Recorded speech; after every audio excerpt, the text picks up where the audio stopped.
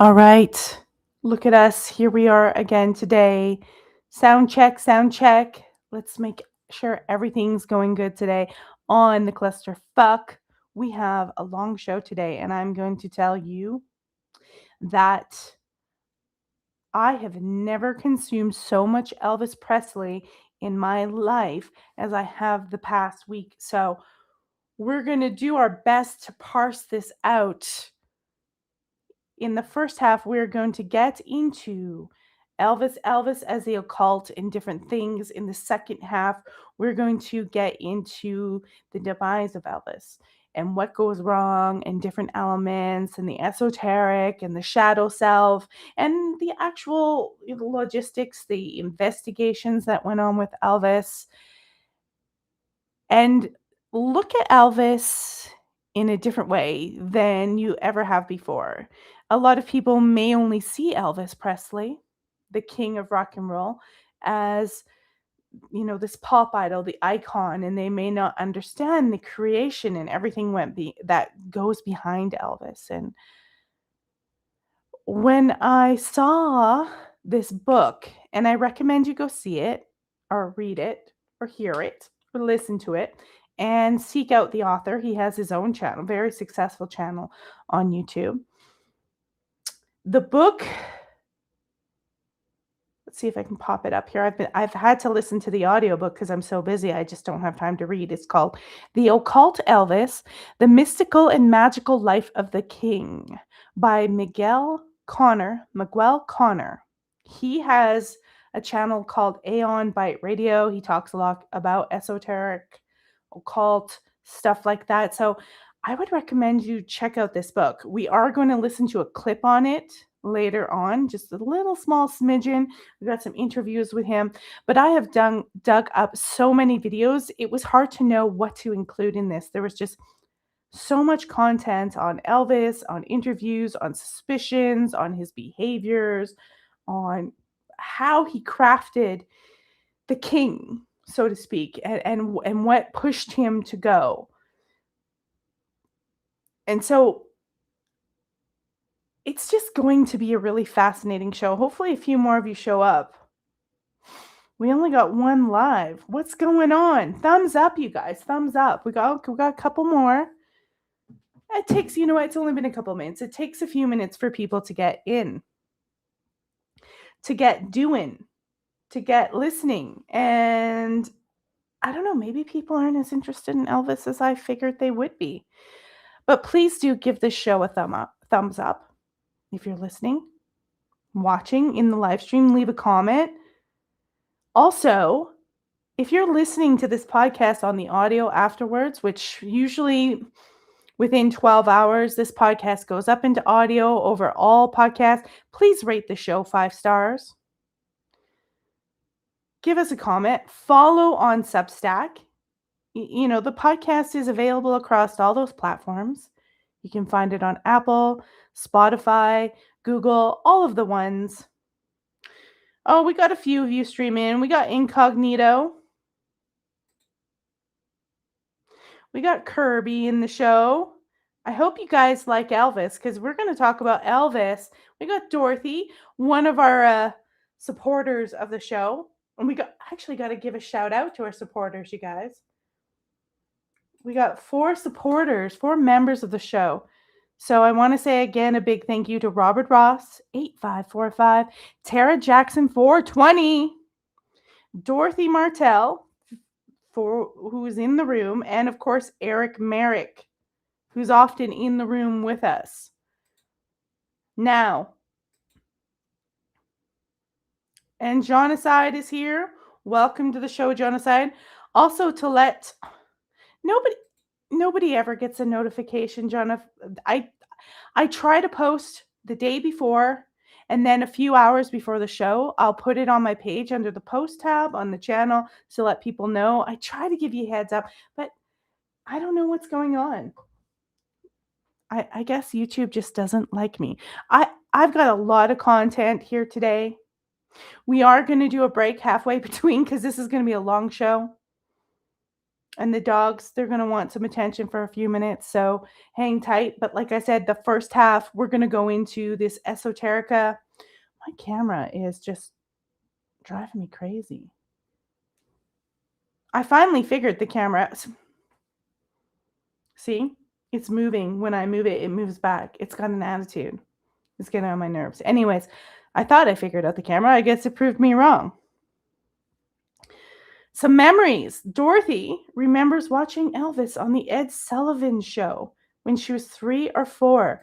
Mr. Cognito, just so you guys know, my husband saw Elvis in concert it would have had to be 1974 because that's when he was in Salt Lake City. He actually saw Elvis in those kind of last years before Elvis met his untimely death. But this Elvis that we're going to talk about is a little more esoteric, occult. We're going to delve into shadow selves, Jung. We're going to talk about Madame Blavatsky, Eric von Daniken. I mean, we're not even going to get all through it. So I do highly recommend you find any interview with Miguel Connor. And I do recommend you go to his channel, Aeon Byte Radio, and also the book. I'm listening to it here, The Occult Elvis. I got it on Spotify as part of my subscription. I recommend you listen to it if you're a big Elvis fan. It's pretty interesting. And like I said, I have consumed Elvis to the point where look, we talked about this before on this channel with this creation of an egregore.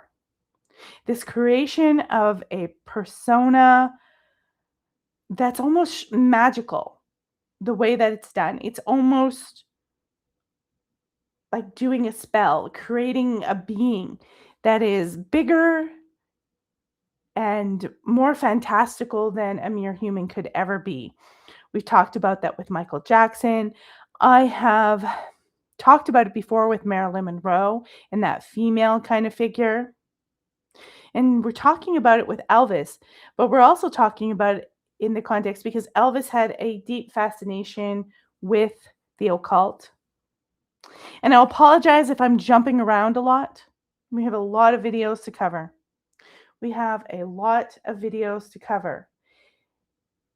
And we're going to start off with Elvis, and we're going to talk about how Elvis had a deep trauma right from the beginning. And many of us do have traumas, but his was something he felt was unique.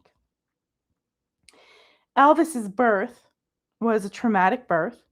His twin, Jesse Garin Presley, was born stillbirth. He was born about 35 or 40 minutes before Elvis was. And then Elvis was born with a lot of trauma.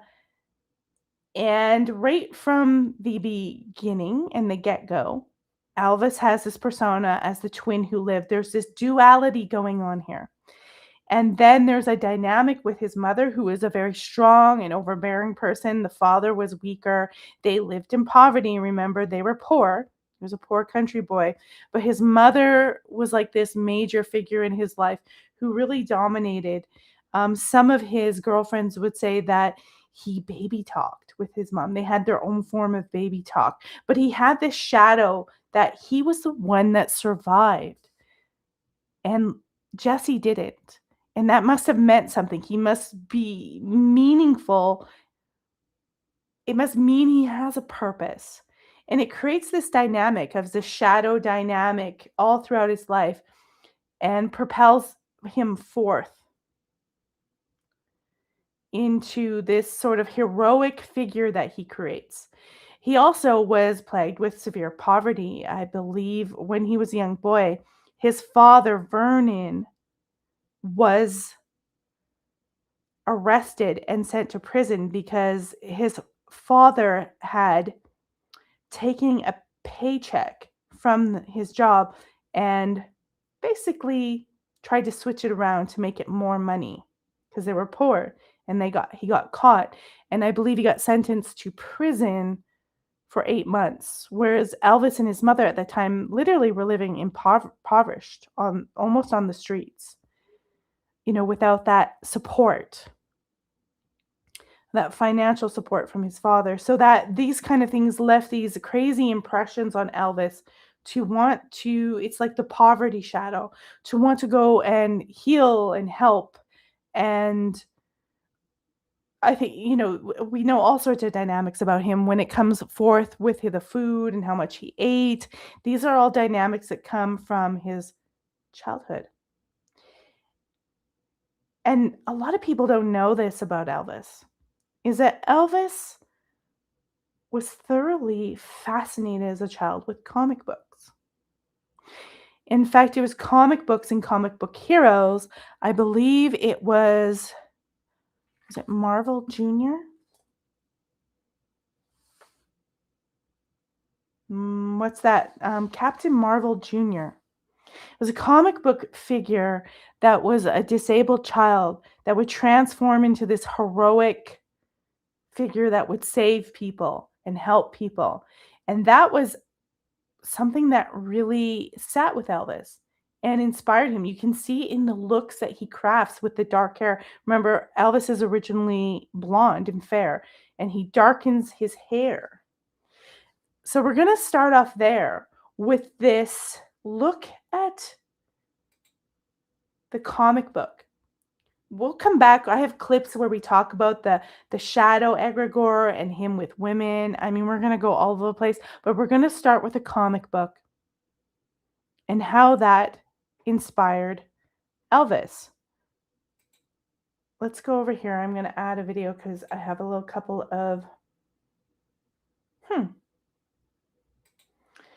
Let's go here. I might have put it over here. It doesn't seem to be Elvis superhero. We're going to go through some clips of Elvis talking about this comic book, inspiration. He even talks about it. Let's hear it from Elvis, and then we'll hear it from a few other clips. Elvis actually talks about this comic book fascination. Okay. If we can get it to work. It said error. Come on, Elvis. Okay. Can you just send the phone? No, that's not it. That is not it. Where are you? There he is. All right. Okay. Elvis in his own words. This is Elvis in his own words. And trust me, I've been scraping for video footage and live footage. It's a difficult one. You can't play his music because we'll get shadow banned. But this is Elvis in his own words talking about the inspiration of comic books on who he became. I read comic books and I was the hero of the comic book. I saw movies and I was the hero in the movie. So every dream that I ever dreamed has come true 100 times. I learned very early in life that without a song, the day would never end. Without a song, a man ain't got a friend. Without a song, the road would never bend. Without a song. So I'll keep singing a song. All right. From the king's mouth, comic books and movie and superheroes, he envisioned himself as saving people, as people's saviors. And this is going to come back over and over again when we go into Elvis being this kind of guy who wants to save people. Maybe replay a history, a past in his childhood where he didn't have control and he couldn't save people. Now, we're going to look at this Marvel kid that really inspired him. I think I have a couple of clips here. Did you know that Elvis Presley and the word Shazam share a fascinating connection that changed comic book history forever? Back in 1940, the original Captain Marvel comic book character would transform by saying the word Shazam, and he quickly became more popular than Superman. The character was owned by Fawcett Comics, and his comics were selling millions of copies. But here's where Elvis comes in. In 1953, DC Comics sued Fawcett, claiming Captain Marvel was too similar to Superman. At the same time, Fawcett's sales were declining, and they needed money to fight the lawsuit. A young Elvis Presley, who was a huge Captain Marvel fan, actually offered to buy the character's rights. Elvis had just started his music career, and wanted to play Captain Marvel in movies. However, Fawcett turned down his offer, thinking it wasn't enough money. Instead, Fawcett settled with DC Comics and stopped publishing Captain Marvel comics altogether. Years later, DC Comics bought the character themselves, but couldn't use the name Captain Marvel because...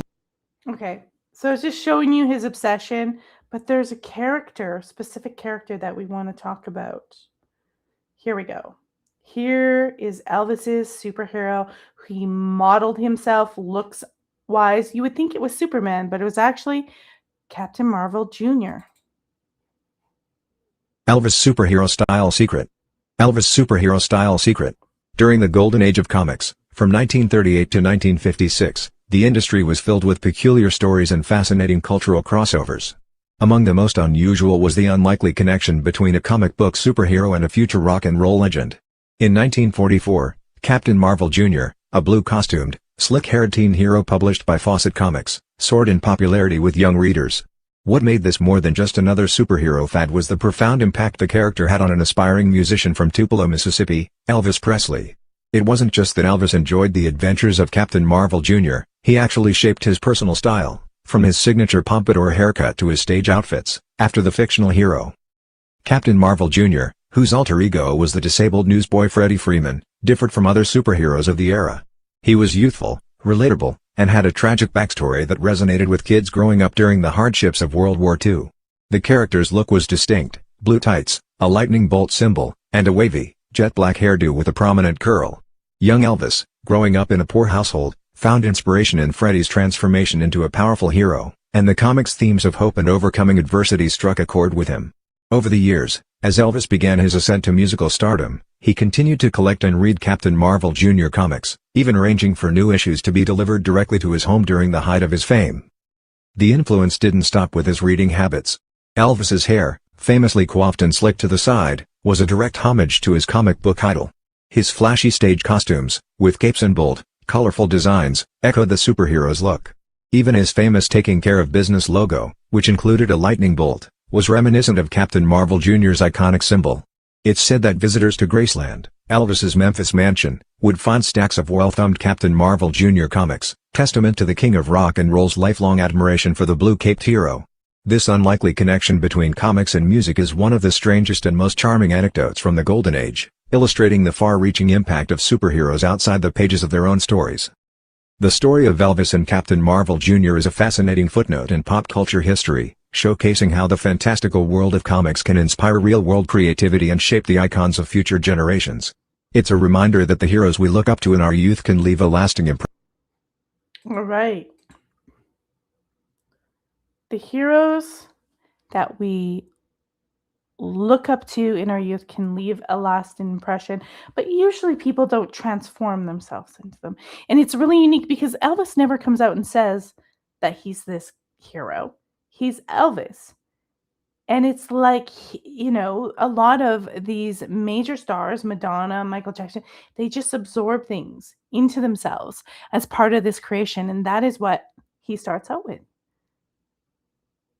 And you're thinking, well, what's occult about that? It's that it's transformative. He's drawing from archetypes. The poor boy that transforms into something powerful that now can save people. And Elvis was known for being overly generous, incredibly generous to the poor, buying people Cadillacs, buying his cook a house. He was known for saving the day, literally going out like a superhero and saving the day. He would do some kind of fantasy police work, hero rescue. He had honorary police badges. He had this meeting with Nixon where Nixon gave him an honorary badge that was apparently fake. But he had this conception, and ironically, when he met with Nixon, he wanted to target drugs and drug use, which you're going to think is crazy. Like, he's targeting drug use, he was using drugs. But please remember, Elvis's drug use, he didn't see it as an addiction or drug use. He saw it as is legal. They're just giving him prescription. He probably saw it in a way of healing. And we'll get to healing Elvis because Elvis was a healer.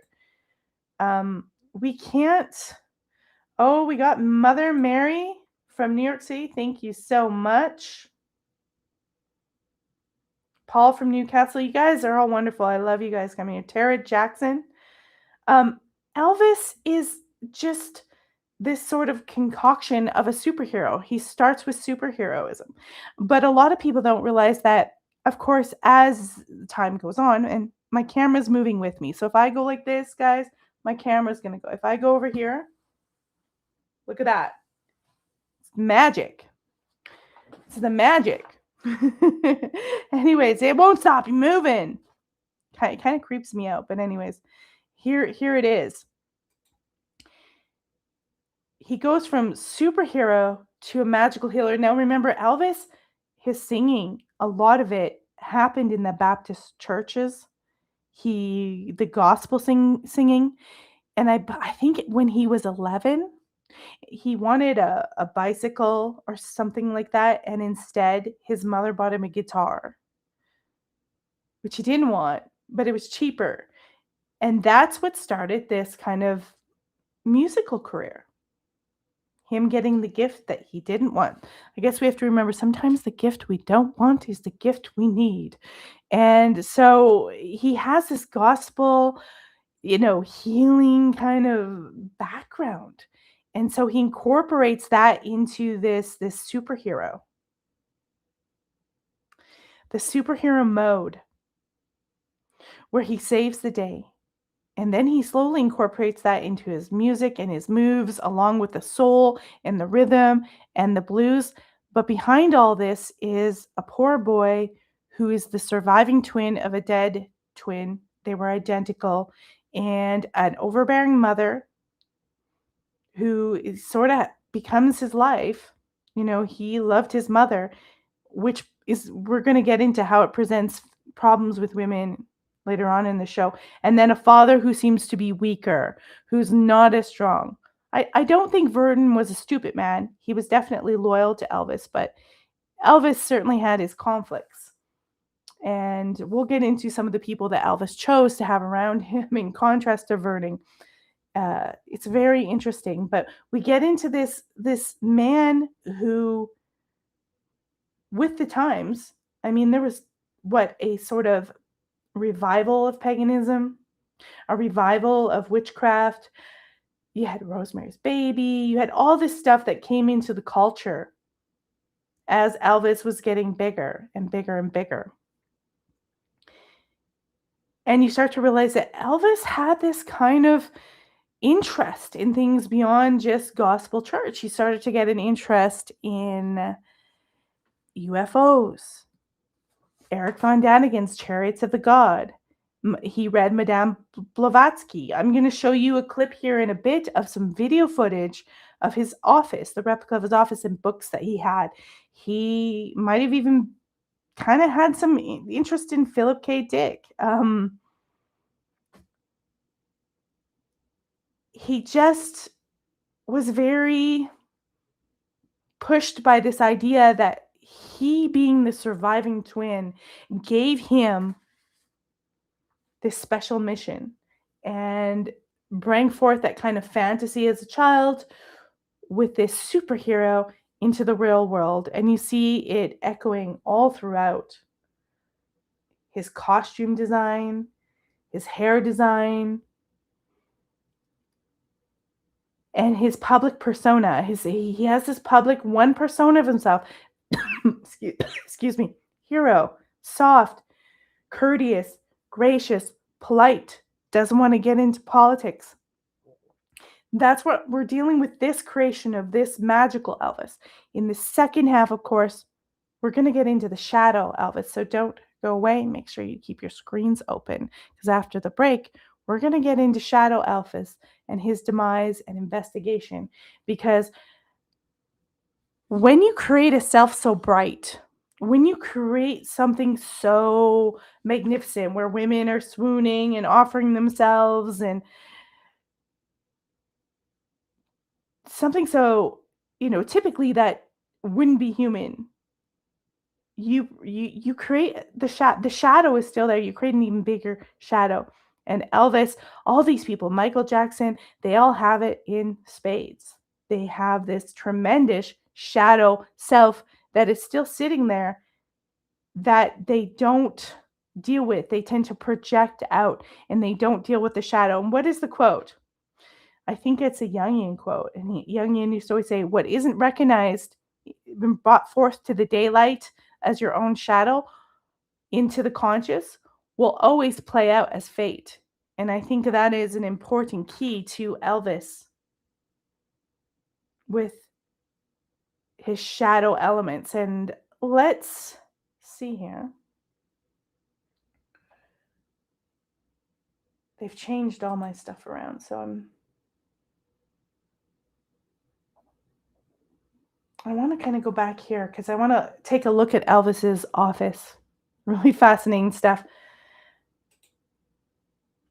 In where Elvis's office becomes, you get a little glimpse into some of the things that he was looking at. He even had the Warren Report, a copy of the Warren Report in his office. And I find that interesting. And we'll get into stuff with some conspiracies with Elvis and Priscilla and his death. But let's go take a look at what was going on in Elvis's office. It's right over here. So this is what Elvis's office upstairs looks like. And it, in relation to Lisa's room, is it right next to Lisa's room? Right down the hall from Lisa's room. So she spent a lot of time in Oh here. yeah, I mean any kid, what kid doesn't spend a lot of time in their dad's office? You know, and of course for Lisa today it's more about going up there and she looks through his book collection and things like that. But back in the day it was all about playing with her daddy's stuff. His books, and that's the reason why the toys are in here, because Lisa would, you know, take over the space. Bring her stuff in there and play, sure. And play, it was her play space. The desk and everything actually came from upstairs when we replicated this room down here. And again, it shows you that peek into what it was like to be here at Graceland. And you mentioned how she likes to read some of the things that he was reading. You have a varying books up here. Yes, everything from karate? karate to the Warren Report. The book that's open. I'm going to pause it right here. They go to a book that is open. And it's an esoteric book. It's really ratty and well used. And it says on the pages, the coming of the age of Aquarius and the emancipation of women. And he has written in his own words, enlightenment. He has some symbols written. He has an upside down 7, 8, 9 equals warrior man. 7, 8, 9 equals warrior man. This is his own writings in this book. I don't know what this says over here. K something Cairn. But he has, it says CRG and REC record. He has line. I wish I could zoom in and see what he's saying, but this is some esoteric book that he had sitting right there in Graceland talking about the coming age of Aquarius. Some of the things we talk about now, Elvis is reading about, Elvis is interested in, and we still are interested in these topics to this day. So let's keep playing it, but I just wanted to zoom in on this book and let you have a little boo. It's hard to read the writing, but he has his own notes sitting right there in this occult book. It is actually a book on numerology. And as you can see, Elvis, he was very famous for. Okay, they've zoomed up on it a bit. So it says he's underlining the coming age of Aquarian and enlightenment, and he puts, the zodiac would so affect the minds of humanity that the most astounding changes, upheavals, and revolutions would follow in its train. The Aquarius period is 2,150 years. So he's highlighted that and underlined it and put enlightenment. Writing in books. Loved to highlight things when he was reading things, underline things. Right. So this thing, he wrote karate. That's what it says on the side. He writes, great changes have already taken place in the mental outlook of humanity at large, and more particularly so in the position of women. Now, Elvis, a lot of his sort of Memphis Mafia said he loved women, but we'll get into his dynamics with women because it's interesting that he highlights that. But he also highlights above it, change would appear on the world stage in a completely new role. You can imagine how a performer would perceive that. Let's keep going. Notes, and so it's very interesting to sit there and read the text and then see what he got out of it, what he underlined, what he wrote in the sides of the books and things like that. So it's a very interesting thing. And that has to be really cool for her to go through and see, And because get a she can get an glimpse, idea yeah. of what resonated with him in these different books. And it's funny because some of the stuff resonates with her, you know, and it's like how much is learned activity and how much is inherited activity type thing. And so it's really unique that what things resonate with her that, you know, she. And you can see on the walls in the background, Elvis at very many charities giving to sick children. You can see it right here. My head's in the way here. Let's see if I can move me down. Pop me down to the ground. But you can see some of these pictures they have of Elvis being that charitable person helping disabled children, which is ironically Captain Marvel Jr. Very interesting stuff.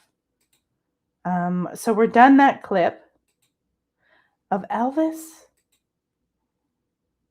and his office and his readings. So that's just some sort of solid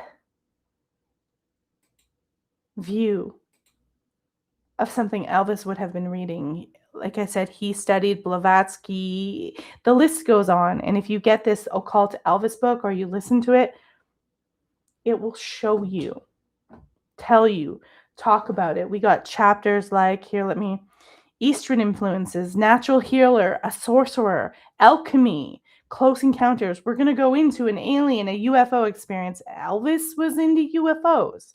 Gnosticism, apocalyptic world that created Elvis. This sort of nuclear end of days. Remember, that's when the stuff in the Cold War started to happen with the nuclear bomb and, you know, all that stuff. How can you save the world from that? We have close encounters. Then we get into Elvis as the shaman, the drug user, the person who keeps go, go, go, go. That's a dynamic that we'll get into the second half more deeply. But there you have it. Elvis's book, one of many that he would have consumed. Now let's go. We're going to go listen to the author of that book talk about Elvis and the occult. Just got to pop over here. Elvis was a healer. Here we go. Elvis was a healer. Let's keep going. He put his hands on someone and actually healed them. Is that right? There was a story where he sees this driver that his truck is over the sidewalk and the driver is outside holding his chest, and Elvis gets out of his limo and he puts his hand on him. He's like, "Oh, you're going to be all right." And suddenly he heals this guy's heart attack. There's another story where his backup singer, she was crying because she had cancer, and Elvis said, "All right, everybody go around and let's pray." Next day she had no cancer. They're corroborated his ability. He could change the weather. He could move objects with his hands. He could astral travel. It's just over and over. And you're going, how the hell did we miss this? All the stuff we talk about, he was doing it in the late 50s, early 60s. Yeah. And it's funny because laying on hands, you see that in the mega churches now.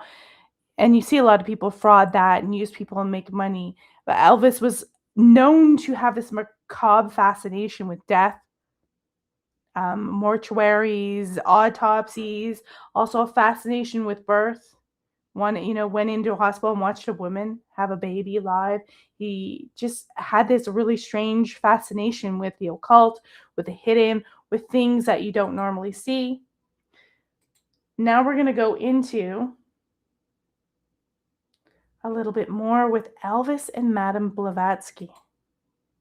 You did write in the Elvis material that he believed in the Theosophical Society, or he saw merit in it and Blavatsky, and there is no true post-death mediumship. Do you think there is mediumship, or it really is all a trick? It could be both. There are spirits that are going to try to trick us. That's a part of being a shaman. I think it was Blavatsky who was against the spiritualist movement. She thought it was very popular that these trickster spirits or evil spirits were taking over and these seances and all that. Elvis was never into speaking to spirits. He didn't like numerology to predict things. He wanted to see the deeper meaning and the flow of the universe. Same with astrology. He was never into soothsaying or talking to the dead. He wanted to use it again as for a way of spiritual awakening. That's what he wanted the most, is make contact with God and find out how he could help others, reach more people and help them and heal them, because his music was known to heal people, but he was also trapped in his materialistic Elvis persona and industry. So it was always a hard balance what to. Yeah, I think he goes on to say it was always a hard balance, and it's this idea that the real Elvis, wanted to go forward. He wanted to kind of look into this stuff. He was definitely a healer. He had a fascination with it, and I can't imagine that his own... My camera keeps shifting. Stop shifting, camera. It's a shifty camera. His own experience in the Baptist church would have influenced that. And remember, this is at a time, I think, when you start to see these small churches slowly start to be infiltrated into almost corporations. Pretty soon after Elvis, we're going to start seeing, we start to see the Jim Jones show up, but then we start to see the mega churches and that you all healed. And, remember, there was a lot of faith thing, especially with that sort of, what are they called? I always call them the happy clappies. I think my step grandpa was one of them. I wrote it down because I always forget the word. Pentecostal, with the snake and the dancing and the healing and singing for God, in the gospel and black gospel. Elvis was very much trained and taught to sing like that. There's no doubt the man was gorgeous. Particularly had a fondness for the ladies. And there's no doubt that Elvis Presley had that kind of soul in his singing, where the magic comes from the creative source. But like Miguel said, he had to contend with this physical side of himself, with this sort of shadow, with the reality, with the marketing, with the idea that he had a projection. Like when he married Priscilla Presley, he always wanted her to be perfect and made up. And, he saw women, and this is his shadow self. He did not see women as whole beings. And a lot of men make this mistake. Not all men. Guys, I'm not blaming you all. But there's men who see women either as this sort of their mother figure, and they're like this Madonna, and they're holy, and then other women are just this cutesy little package for them. They can't have one woman be this whole persona and put it together. And Elvis was very much like that. That's why you see someone like Priscilla Presley. She said after she had a child, he didn't want to be with her intimately anymore, because he now equated her with something akin to his mother. And he has this dynamic. It's why he becomes a womanizer, because he liked the ladies, but he was a womanizer, 100%. And so he has this shadow self that is constantly projecting this need for this sexy woman, but it can't be your wife. You see that with some gangsters too. Like once you have a child, it's like things change for them. They can't get beyond that. They can't see a woman as a whole human being in a persona. And so I find it interesting that he highlighted the Aquarius stuff and the change in women. And I'm wondering if what he thought of that and how he felt that women being promiscuous, or, he was often known, if you know his Memphis Mafia, that was his group of men that he was very close with. Remember, he's so insanely famous. He's suspicious of people, he does not trust anyone. He has to have a close group of friends, and he begins to be like a serious night owl. I mean, if Elvis is going to do anything, he has to do it at night. He has to do it when people aren't around because he's so famous. He'd probably get mauled to death. But one of his mama, I can't even say it, his Memphis Mafia guys would say, like, he would just pick a girl out and be like, oh, go get that one. You know, like he had a vibe, like there was a vibe that he wanted. Elvis was very uncomfortable with women who were more mature or intelligent and knew themselves very well. He had a huge problem with that. He liked younger women who were more naive and more insecure. He was not comfortable dealing with women who could stand up to him. That's one of the things his Memphis Mafia was adamant on. So he has this very strange dynamic with women.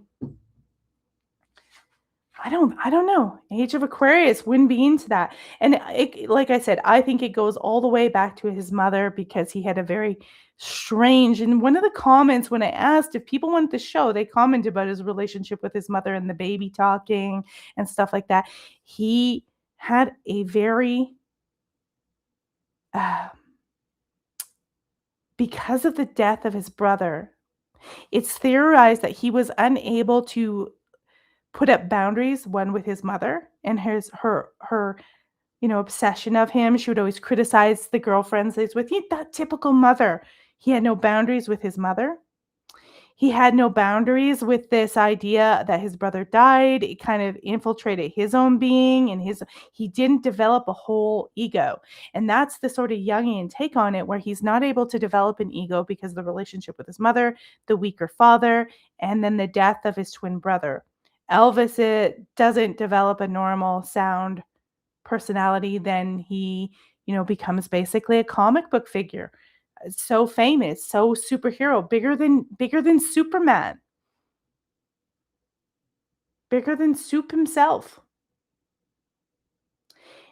And that's why he starts to believe that through all these dynamics, these special dynamics to him, that he's meant to do something bigger.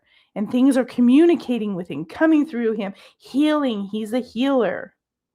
You can kind of see this sort of kind of personality and dichotomy, this persona developing that is, I don't want to say narcissistic, but it's definitely a complex that starts to become destructive and damaging. Because like I said, when you have to kind of balance it out, when you have that light, that good cop, that man who wants to save the world, you have the destruction that comes underneath it because he's not dealing and he doesn't have a well-rounded persona himself. And everything he doesn't like, because we have nice Elvis, we also have some really negative stories of Elvis, from Priscilla, the Memphis Mafia. They loved him, but him getting aggressive with people, threatening them, him being controlling over Priscilla. There's some strange stuff about Priscilla too that I'll get into the second half, because it is weird. He was kind of forced into marrying her, and I find her origins really suspicious, and her behavior, even up to this day, kind of odd.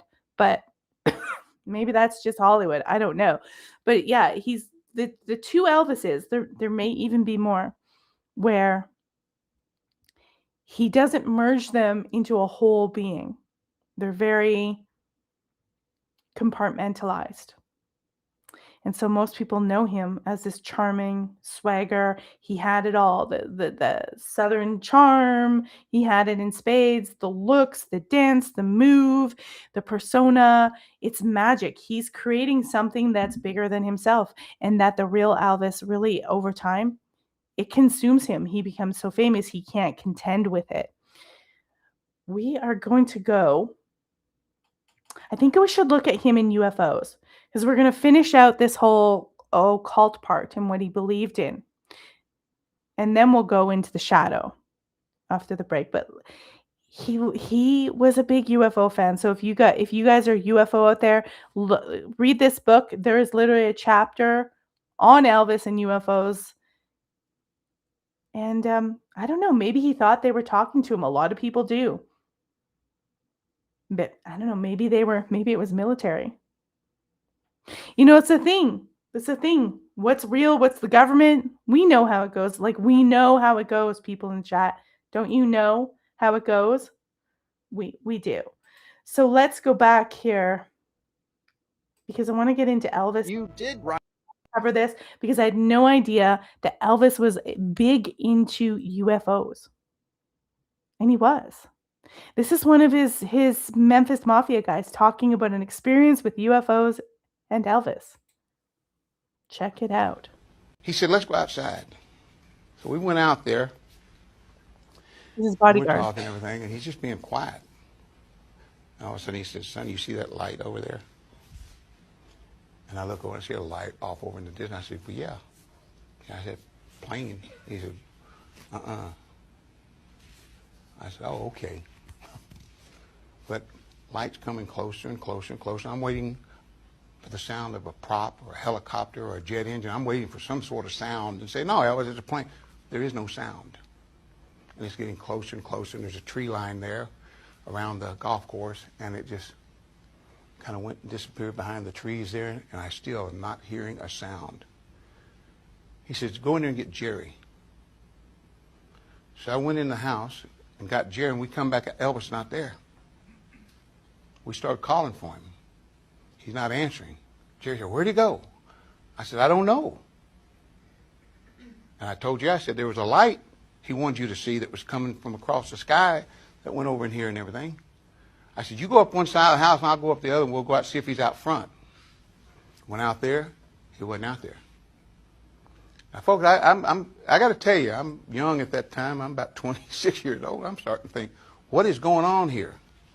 Because Elvis had acted weird sometimes, you know, moving, making bushes quiver and move, and clouds form and dissipate, you know. And so we're hollering out there, and all of a sudden, I hear this voice, I'm down here, guys. And we look down, he's about 3 houses down in the driveway. So we hurry down there to him and everything. What are you doing? What are you doing down here? He said, oh, nothing. He said, that light, they're gone.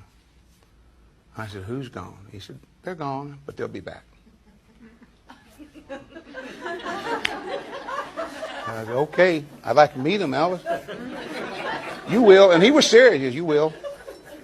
We went back up to the house. I talked with Jerry. I said, Jerry, I don't know what he's talking about. It was like, he said, well, son, it was a plane. I said, Jerry, I got to tell you, there was no sound. There was no engine. There was no noise. And I was in the Air Force. I know what airplanes sound like. And there was no sound. I don't know what it was. Could have been a dead stick plane, you know, engine dead or something. But it came a long way with no engine. But that we didn't talk about it anymore, and he didn't bring it up. I never asked him, did they come back yet over the years? I never asked him that. So Elvis had a UFO experience. And from what I can tell, Elvis, from this book, that Elvis thought it was special to him, but we know a lot of people have had them. Was it the military? Was it an alien being?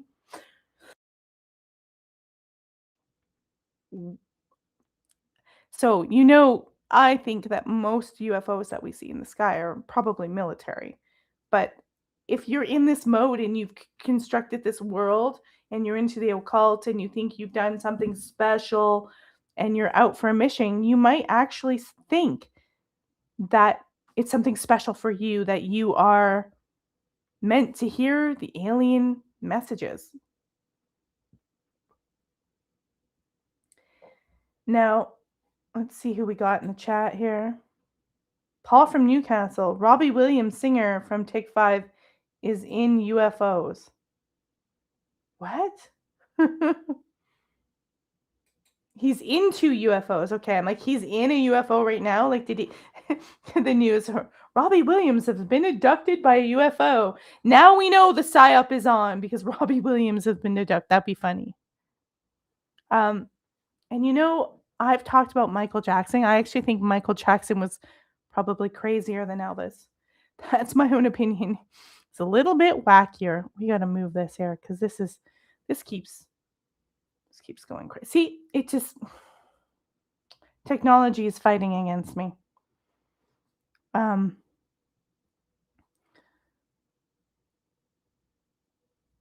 Someone says the blue suede shoes. I wish we could play some Elvis music. Actually, on the break, I'm going to have a little Elvis music by a cover band that I'm allowed to play on the show. Checked it out. It's supposed to be all good. So we'll do some. Yeah, he's into UFOs.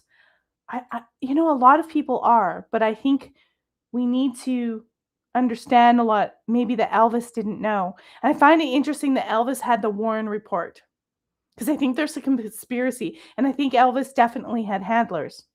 I think if you don't know anything about Elvis, the FBI, as soon as he was out, they had a file on him, and they were watching him. So I'm gonna assume that once he started to become famous and had that much power, he was slowly infiltrated with handlers. I mean, Priscilla Presley could be a handler. Her stepfather was military.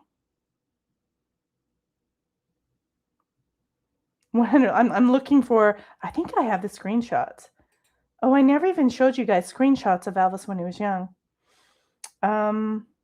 We'll get into the military Priscilla Presley stuff after the break, because that's going to be interesting. But here's a little shot of Elvis and his dad. There we go. And we're going to be talking about Lisa Marie. I know there's Lisa Marie when she was little. She totally looks like Elvis. And there they are, him with Priscilla. I was very sad when Lisa Marie died. Very, very sad. We're going to talk about her and Priscilla and all that stuff after the break. Well, UFO Bigfoot, you are amazing. UFO Bigfoot just sent us 440 jewels. Thank you so much. It won't let me show your jewel sent. UNC alert. Thank you, UFO Bigfoot. You're awesome. We love you here. Elvis, when I was little, I got introduced to Elvis through my grandmother. My grandmother was a massive, massive Elvis fan.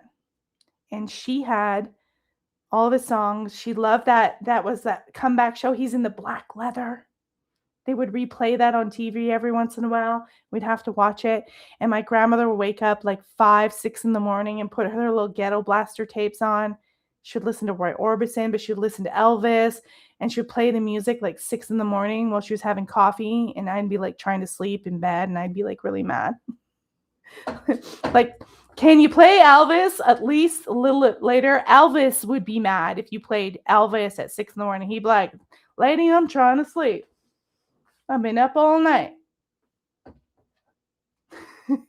You know what's really funny too? I feel connected to Elvis now.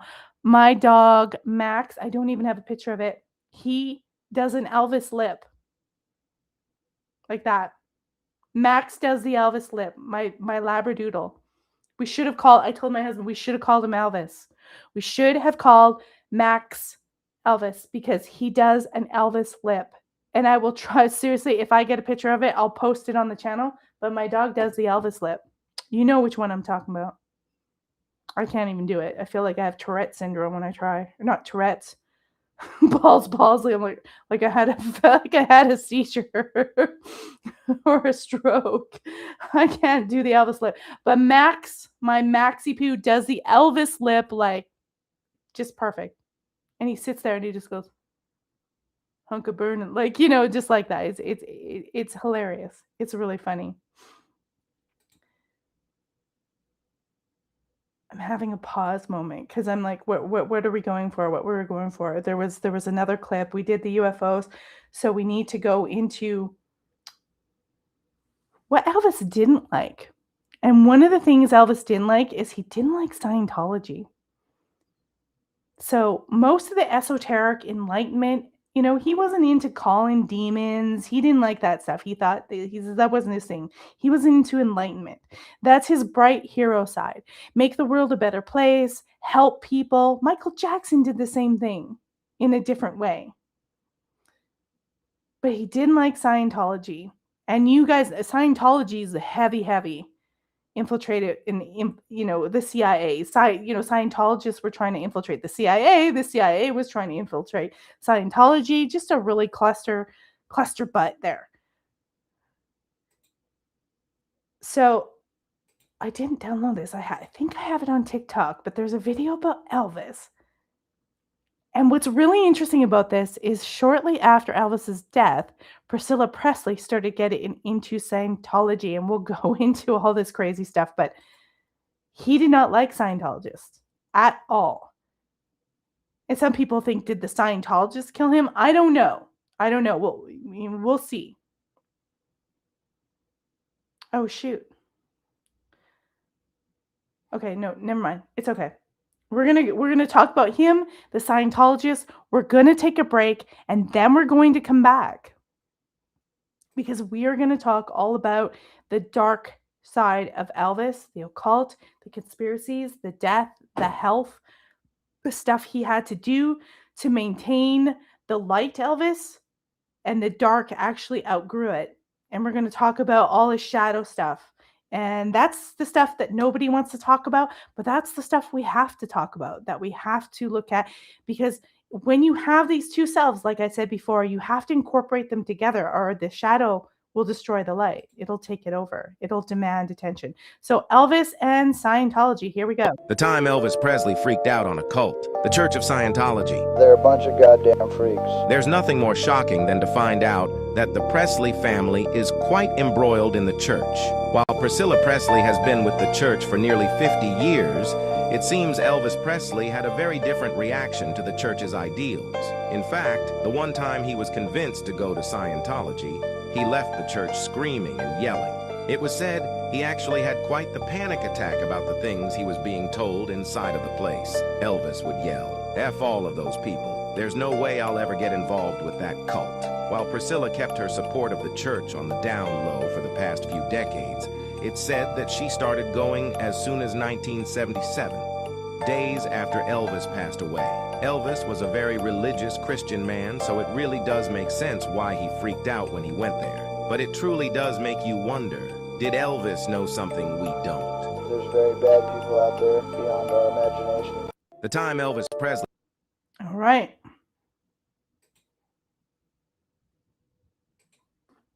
Did Elvis know something about Scientology? He was a Christian man, but he also, like I've showed to you, was into esoteric stuff. But I don't think he ever let go of his Christian roots. He sang gospel. It was very prime to who he was. It is what fueled his music. It is what, made Elvis Elvis to the core. I mean, in those days, he did the rock and roll, but he transformed from sort of, rock and roll Elvis. You got the sort of Hawaii Aloha. He made like 29 movies. Then he transforms into this sort of Vegas Elvis. And that's where we get the magic. And before we go, I said we were going to go, but we are going to go on the break.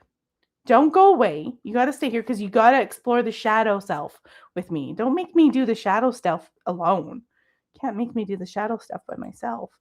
We're actually going to go look at Elvis's costumes and some of the designs. You'll see the superhero. There was Egyptian themes, native themes, superhero themes.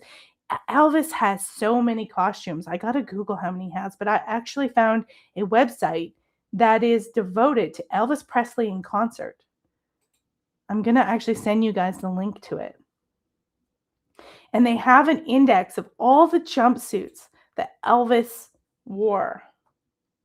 I'm going to send you guys live in the chat a link if you want to go explore Elvis and his jumpsuits, because they are a work of art in themselves. They are a work of art. So 1974, and I picked 1974 because that was the year that my husband saw Elvis in concert. I'm forever jealous of my husband too because of that. He had nail mirrored gold vine, 1973 American Eagle, the white conquistador. Can we get that one bigger? Yeah. There's many pictures of him. There it is. He's got the aqua blue vine. He's got the 1973 Arabian. The blue swirl was very famous.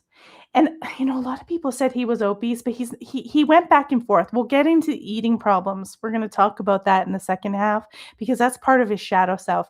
The drugs and the eating habits, we're going to get into who was supplying him, the suspicions around his death, the kind of cover-up stuff. Priscilla, we're going to get into Lisa Marie a little bit towards the end and explore this stuff, but he's actually fairly fit here. But he would diet and this. We know he had this appetite for Southern home cooking food and the peacock, the Egyptian one. I think this is, yeah, that was called the Egyptian one. That one was a magical one with his scarf. I think I like the Egyptian one. Two-toned wine glass leather. Look at all these costumes. Look at this art. You got to go check it out. And it goes through from 1969 to 1977. All of his jumpsuits. Chinese dragon, black Spanish flower. Just amazing. The American eagle, the fire suit. I think 73. Is this 73? No, the orange sunburst was popular too. We can see, and he's always, a lot of them, he has the superhero cape. He also was big into karate. He incorporated, he was big into Eastern, learning. He had this open mind. Eric Merrick, a supporter of our show, is here. We're just getting into the Elvis stuff. You might have to rewatch it, Eric. We're going to do a break. We're just looking at some of his costumes, talking about the artwork, the heroes, and we talked about a lot of the esoteric about Elvis in the first part. In the second part, of course, we're going into the shadow of Elvis after we do a break. And that's going to come in a few minutes. Lava suit. I mean, just go and check this website out. I put it there in... I'll put it again because it gave me this big, long link. Let's put a shorter link in. There you go, 1973. There's the jumpsuits. You can go through it. Super cool. Elvis in Concert website. And now I'm going to go on a little mini break. I'm going to be back in about 5 minutes, but I got some entertainment for you guys. We're going to leave you with Suspicious Minds. It is a cover because they wouldn't let me play the original one. It is by Reverend Hardin and the Church of Elvis. Suspicious Minds. You're going to see me, Suspicious Mindly, disappear. And I'm going to leave you with this music. And I'll be back in a few minutes and we'll go into Elvis's shadow.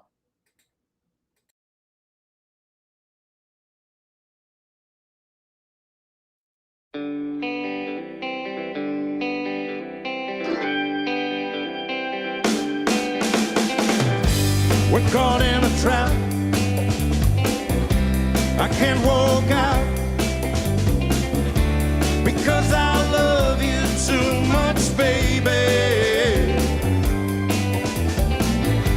Why can't you see, oh, what you're doing to me? When you don't believe a word I say. We can't go on together with suspicious minds, and we can't build our dreams on suspicious minds. So if an old friend I know stops by and says hello, would I still see suspicion in your eyes? Here we go again, oh, asking where I've been. Can you see these tears are real? I'm crying. Yes, I'm crying. We can't go on together with suspicious minds, and we can't build our dreams on suspicious minds. Oh, let our love survive, darling. Dry the tears from your eyes. Let's don't let a good thing die. 'Cause honey, you know I never lied to you.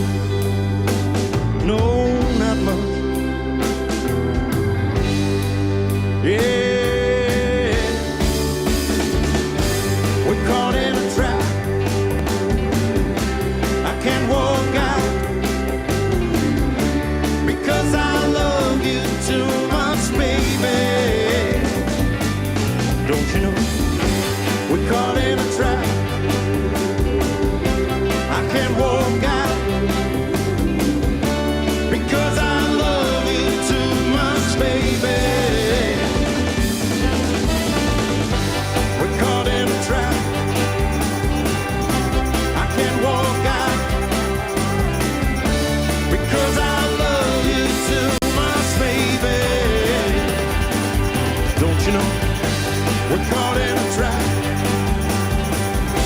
I can't walk out because I love you too much, baby.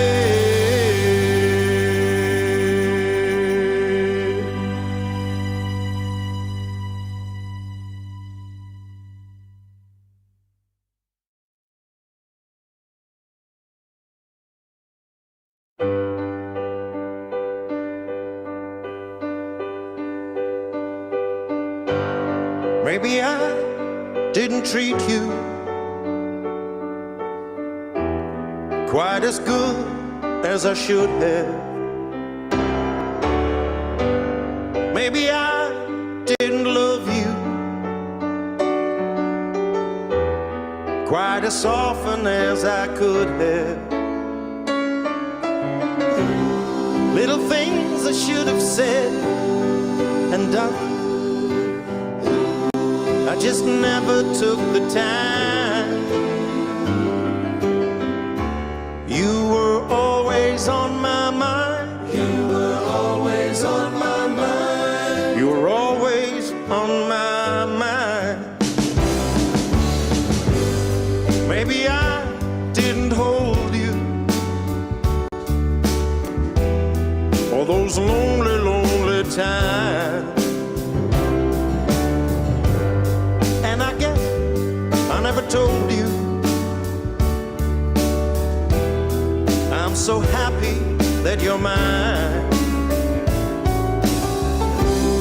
If I made you feel second best,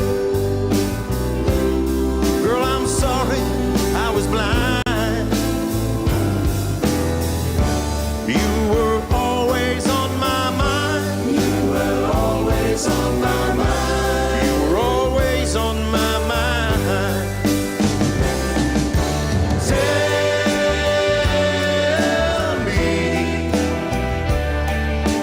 Tell me that your sweet love hasn't died.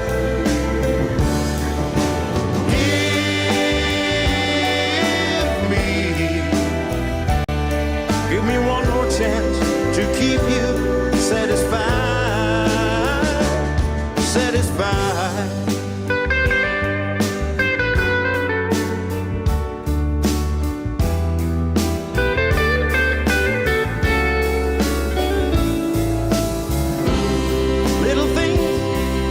Said and done, I just never took the time. You were always on my mind. You were always on my mind. You were always on my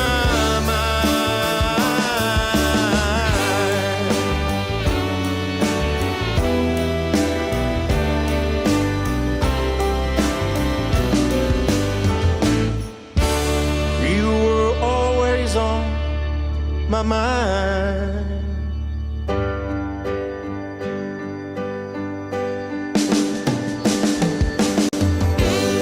Maybe I didn't treat you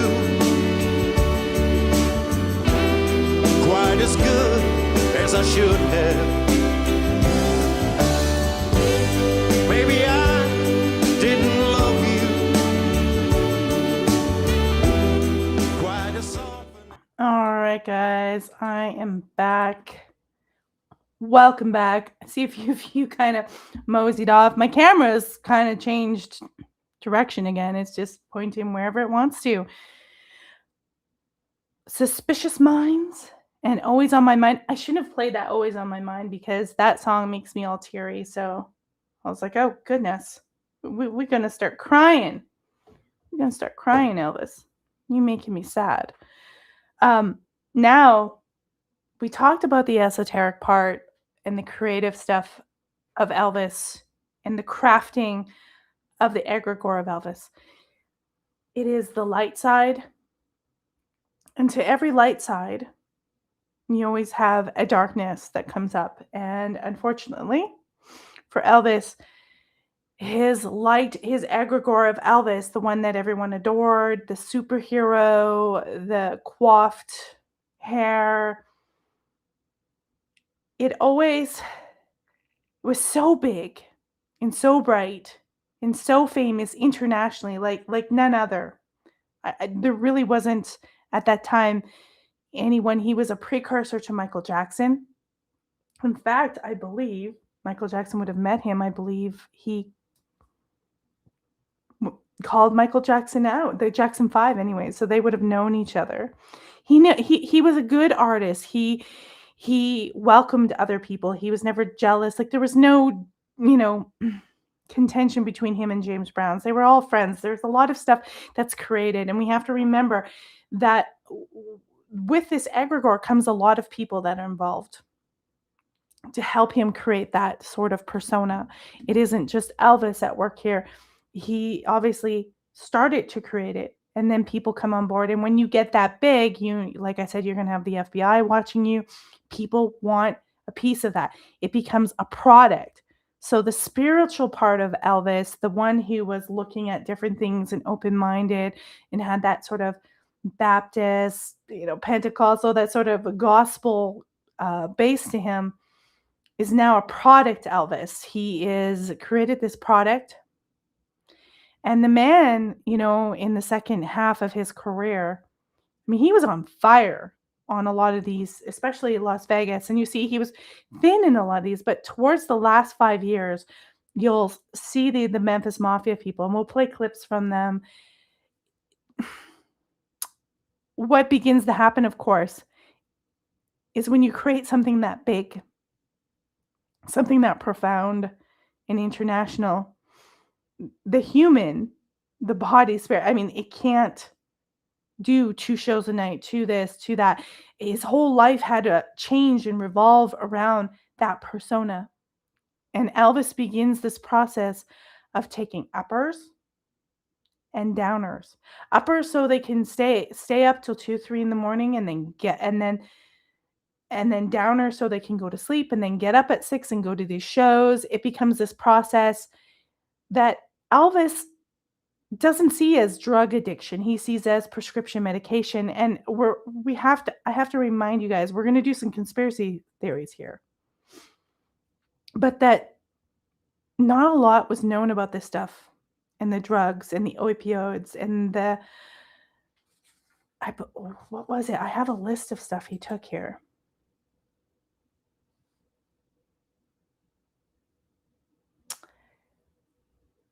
I have a list of some of the drugs found in his system. Codeine, morphine, Quaalude, Valium, Valmid, Placidil, Nembutal, phenobarbiturals, penobarbituals, butarbituals, and other things. And then downers, so he could go to sleep. And once you start that process, it is a downward spiral. In order to keep that up, that persona, this Elvis persona, you have, unless you take time off, unless you say, stop, I'm taking a break, you have to keep doing that. And the physical body, the mortal Elvis, that shadow self, it starts to, be destroyed slowly. So there was the uppers and downers. There was also the diet. We're going to get into conspiracies because when Elvis died, the autopsy report, we'll get into some of those footage, was about him having a heart attack. But there was so much more going on, and a lot of people believe there was a cover-up and that people were involved in Elvis's death, and his own relatives of the Presley family that were on his father's side were suspicious. Even Vernon Presley was suspicious about his death. But I am going to acknowledge that he was not healthy. He had, this is some of the things that he was suffering from. He had glaucoma. He was diabetic. He had bowel problems on his autopsy. He literally had a colon, like 10 foot of feces stuck in there. Hadn't had a proper bowel movement for months. And now that stuff can be caused by, like, medications will cause some of this stuff too. He also had an autoimmune, or not, a genetic disease. I got to look this up because I forgot what it was. I haven't even really actually talked about the death as well. We just can't mention everything about Elvis. Elvis Presley's genetics? No, not his genetics. Genetics disease.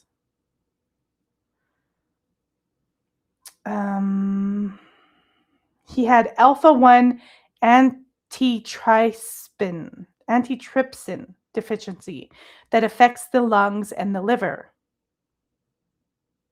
and gives you a predisposition to having colon and bowel dysfunction. So people are saying it's the diet. Well, look, we see obese people eat like that all the time.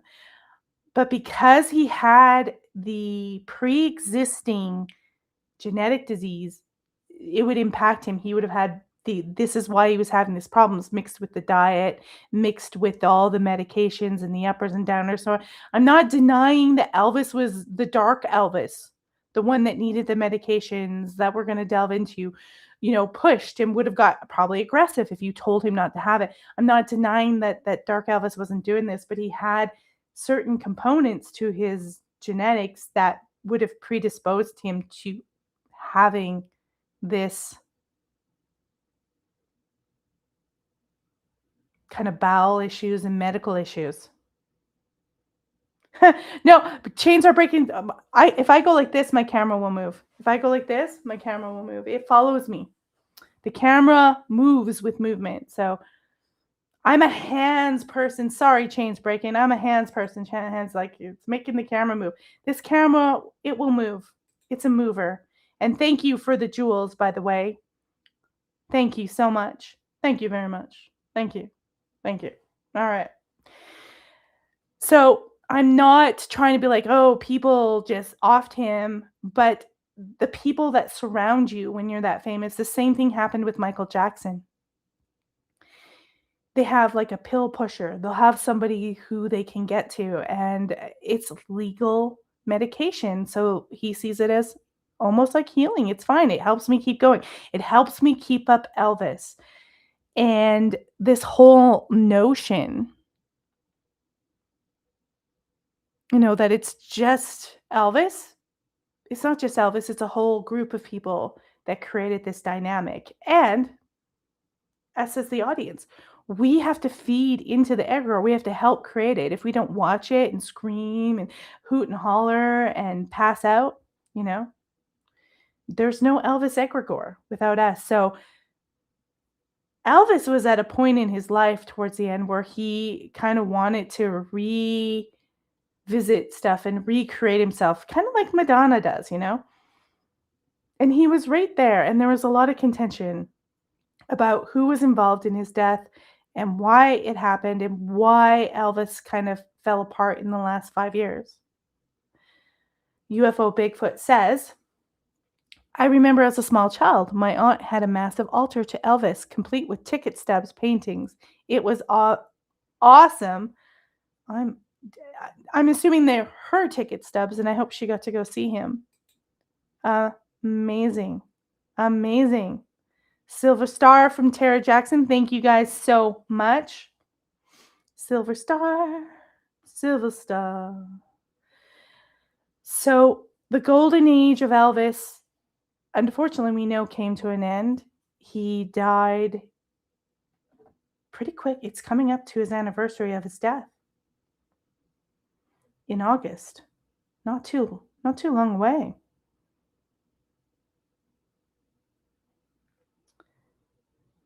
I have the August 16th. I was like, it's in August. I know it is. 1977. Tara says, Drugs as Weapons Against Us by John Potash. I wonder if that applies to Elvis as well. Well, there was certainly somebody who was supplying him, doctors. Same with Michael Jackson. Michael Jackson had his own anesthesiologist. When Lisa Marie Presley was married to him, and apparently it was authentic, you check out her book, she talks about how he, long wanted to be with her. And they got married. She left her husband for him. And then the sort of nice Michael, that Michael you see on the front, that's not who Michael really was all the time. He could be a really aggressive and manipulative and controlling person. She said he had his own anesthesiologist, and she knew that is not normal. And when she started confronting him and the people around him about it, they got aggressive with her. So if Elvis had been confronted about it, that's the monster, the addict, the Jekyll and Hyde, the two sides, the dark shadow. It's not going to tolerate that. And even the Memphis Mafia people around him were using these drugs because if Elvis was awake, you were awake. If Elvis didn't want onions in the house, nobody had onions. If Elvis didn't, that kind of dark kind of persona starts developing behind the scenes. So Elvis wasn't always that nice, giving superhero, savior, charming country boy. The shadow monster Elvis was like everybody had to do what Elvis had to do. There's people tell stories of him getting aggressive and threatening. When Priscilla's marriage fell apart, he, someone had, I guess, tried to kill him or something. He thought it was her boyfriend, and he wanted someone to go murder it. He was, because of all the uppers and downers and drugs in the last 5 years of his life, he was starting to get a little crazy. Things were going down. Really unfortunate, and this kind of happens. Celebrity does things to people. It transforms you, and that Elvis underneath that, probably wanted to be acknowledged as a real person, probably was, his whole persona wasn't able to develop properly because of the twin loss, his relationship with his mother. That was in it was in control. It was starting, the superhero's not running things. That thing starts running things. And we're going to look at a clip from the book on this persona that the Jungian analysis says that he started to develop. And then we'll get into his death and the conspiracies around it, his marriage to Priscilla, some of his relatives thinking certain things were suspicious. There was an investigation report on it with Geraldo Rivera. We'll get into that.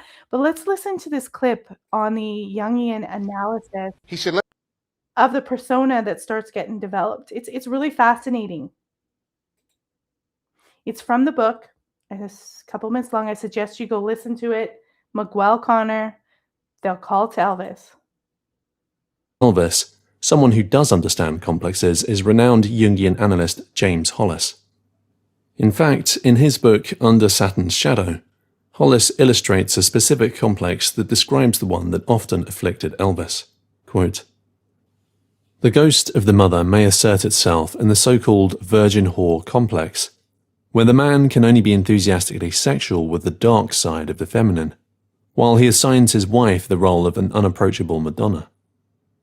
Some men are active sexually until their partners become pregnant, or mothers, and then their inner traffic is suddenly too intense.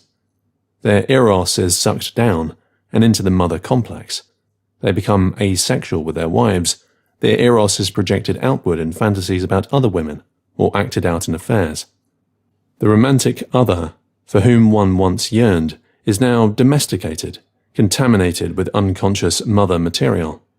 The sexual infantility evidenced in men's magazines and beauty pageants is a symptom of the need to place eros on a pedestal, for the world of concrete women demands too much. The playboy is literally a boy at play. He can never be a man until he has wrestled his eros from the powerful mother world within." Unquote. Complexes are temporal. Without a doubt, there were times when Elvis's ego was in charge and other archetypes were accessed. In these moments, we witnessed the caring, loving, and friendly Elvis that many women spoke about, including Priscilla.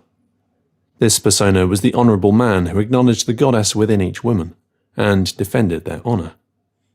Complexes can create poisonous alter egos and are hard to detect, except for one. It is the most potent complex, though. With Elvis, it was even more predominant. Shadow dancing. The shadow is considered both an archetype and a complex in Jungian ideology.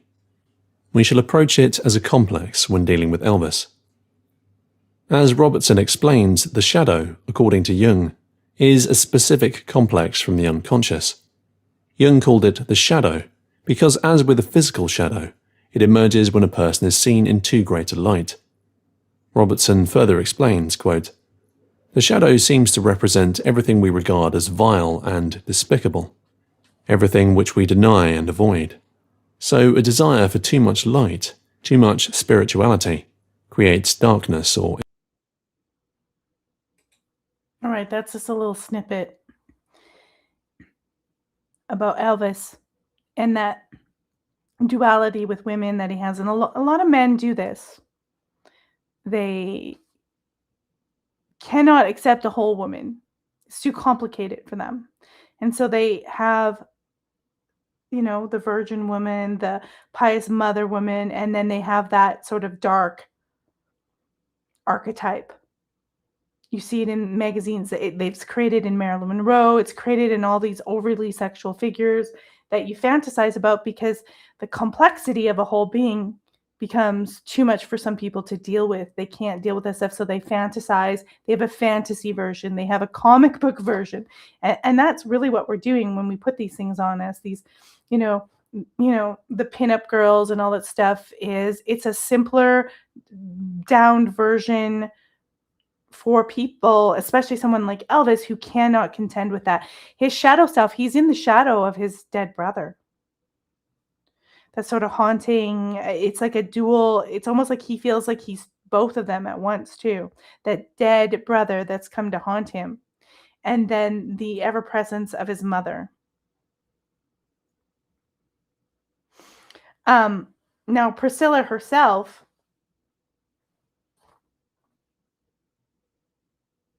there is something I feel very strange about the relationship from the beginning because, when Elvis went over, he was drafted. When he started to get his most popular, it's interesting that Elvis was drafted and he went overseas and he was stationed in Germany. And 14-year-old Priscilla, she was Priscilla Boyer at the time, was introduced to him. And I can't help but feel, even maybe Priscilla didn't know that she was some kind of, I don't want to say a honeypot, but something like that. Because I'll pop this up in front of you guys. Her adoptive father was Joseph Paul Beaulieu, was her stepfather. Her father, he was American, United States Air Force officer. He retired as a captain. Her mother was Anna. And so when he was stationed in West Germany, he met Priscilla there. Her father had died when she was young. He was American as well. And I don't know if you guys are going to be able to see this. Her father was Special Programs Label. His final military role was managing special programs for the Air Force, often causes automated web scrapers, casual researchers to misattribute his work to the CIA. He wasn't in with the CIA, but we know the Air Force was doing MKUltra. We know the Air Force, they're all connected, right? So one of his final things was special programs. And the Memphis Mafia often talked that Elvis didn't want to marry her. And that there was some kind of, basically, they're saying Priscilla threatened him, but she was really young. And it was almost like someone blackmailed him and said, you need to marry this girl or we're going to tell that you were fooling around when he was 14. Because remember, I told you that Elvis liked younger women who were not able to confront him. He liked women that he could probably control you. Someone like me, Elvis would have been like, nah, bitch. Wouldn't it happen, right? So they feel like he was blackmailed because the whole marriage wasn't like, oh, I'm in love, let's get married. That Colonel Tom Parker, he's another shady figure in Elvis's life. It's like some kind of a stronger father figure. They had this like weird love-hate marriage. He took that marriage and he put it on display. Like you would I'm not equating this to Charlie Kirk or anything, but when you've seen the death and they're displaying everything like a spectacle for people to consume, the marriage was put on like a spectacle of PR, media. It was staged very carefully. So we don't know if she was really, like, if there was handlers in there, if she was one, maybe she didn't even know. And remember, she started getting into the Scientology and stuff, and people say, oh yes, he loved her, but a lot of his inner circle says that he was really quite blackmailed into marrying her. So he didn't want to get married at the time, and they have the baby. And then of course he has this complex where once you have a baby, he can't, that's it. He has to go get all these other women. And we know he had multiple affairs. That persona of Elvis that he's created is like women. He's going to go and take that out with other women because he can encapsulate the whole package of a mother and a lover and all that thing together. And so their marriage falls apart. But I don't think it was the marriage or who he was, I don't think it was the marriage that he wanted or he planned. I think it was a state. I think it was a put together marriage. And I know you think that's crazy, but this happened a lot in Hollywood where they would tell you who to marry. They would tell you what you were going to say, do, think. A lot of marriages were arranged in Hollywood. It's bizarre, but a lot of people in this industry have handlers. So I don't know. I haven't found anything cemented, but it's probably a place to kind of dig.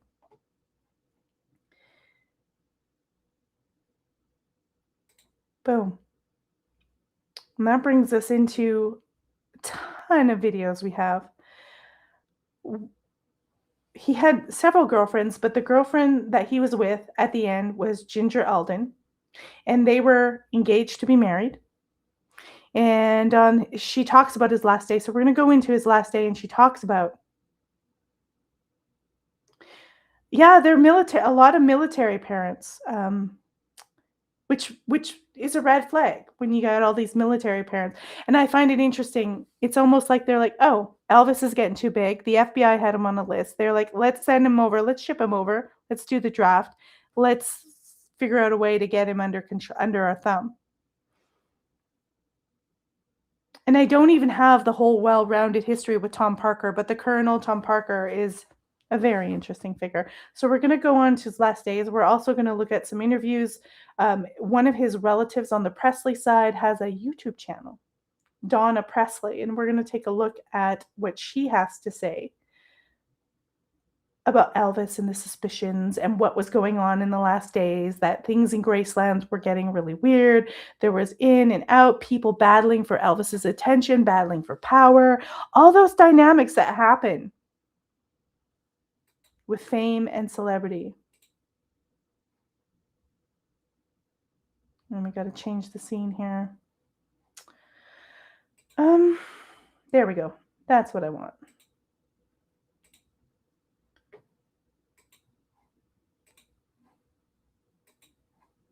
Let's go to Ginger. And she's quite an attractive woman. She's still an attractive woman, and she hasn't had all this surgery. You can actually see interviews of her. There we go. Let's look at this clip here. Ginger, stand up, honey. Sit down, Ginger. There's Ginger. It's enough for her. After Elvis died, were you told what he had died from? Well, all of us had heard at the same time that it was a heart attack. Do you believe in your own mind right now that alone caused his death? Right. In the very beginning, I did. I just, I think it was Elvis's time to go. So I think he took him. But then again, in my mind, there are a lot of unanswered questions. Our investigation of the death begins with a reconstruction of the last 12 hours of Elvis Presley's life. Like many people in show business, he and his entourage were night owls. Their days began after dark.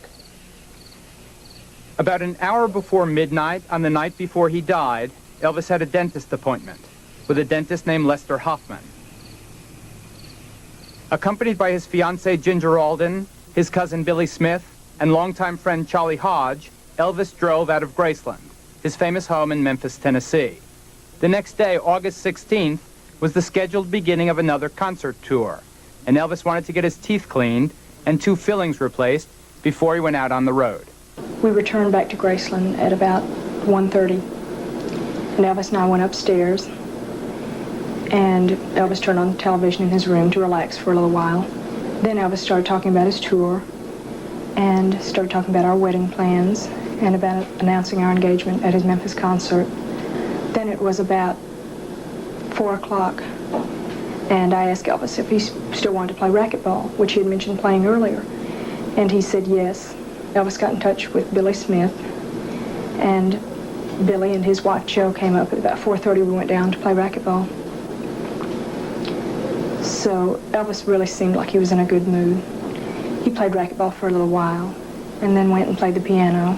It was about 6 o'clock when we went back into Graceland. At about 6:30, Elvis called downstairs for Ricky Stanley to bring up his packet of medication to help him get to sleep because he was so nervous about, he was always kind of keyed up before starting a tour. So Ricky brought it up. Elvis took his packet of medication and started reading a book on psychic energy then. He thought that would help him fall asleep. Then I fell asleep. So at about 8 o'clock, I woke up because Elvis was restless, saying that he just couldn't sleep. So he called downstairs for Ricky again, and Ricky came up and brought up another packet of medication. A second packet. Right. Elvis took that, and then I went back to sleep. The third time I was awakened again, Elvis was starting to get up, saying that he still couldn't sleep. He took the book on psychic energy with him, and he started toward the bathroom door. And I said, "No, don't fall asleep." And he turned and smiled at me and said, "Oh, okay, I won't." And then he went to the bathroom. I went back to sleep, and I slept until 2 o'clock. At that time, I rolled over and I looked at the clock, and it said 2 o'clock then, and the bathroom door was still shut. So at that time, I went in and I knocked on the door, and no one answered. So I opened the door, and that was when I saw Elvis. According to an investigator for the medical examiner's office, the body was purple or deep blue, and rigor mortis had already set in. Elvis had apparently been dead since early that morning. After a flurry of desperate activity, which may have included attempts at mouth-to-mouth resuscitation by members of the Presley staff, an ambulance arrived at Graceland. 2 paramedics from the Memphis Fire Department, Ulysses Jones and Charles Crosby, needed assistance from several of the aides even to lift Elvis onto their stretcher. He weighed between 250 and 255 pounds. The body was rushed to the Baptist Memorial Hospital, where an emergency resuscitation team, similar to the one shown here, worked in vain to revive Elvis in a very... All right. So that was sort of the last moments from Ginger Alden talking about Elvis. Like I said, he had a genetic predisposition, and part of the autopsy did say that he had a blockage in his bowels, like hadn't had a proper bowel movement for a long time. I don't know what kind of medical care he was getting besides people handing him drugs, but this part of whatever his team was handing the solution to everything was here's more sleeping pills, here's more sleeping pills, here's more sleeping pills. And so the official autopsy, when it said heart attack, a lot of people were suspicious. We're going to keep going through clips from this interview. You can find the whole interview online. It's like an hour long, this special that they did, because they said, oh, he just had a heart attack. And at the time when they did this, they said they're trying to cover up drug use, like he's a drug addict, but it was really just seen as medication. That's how they saw it. And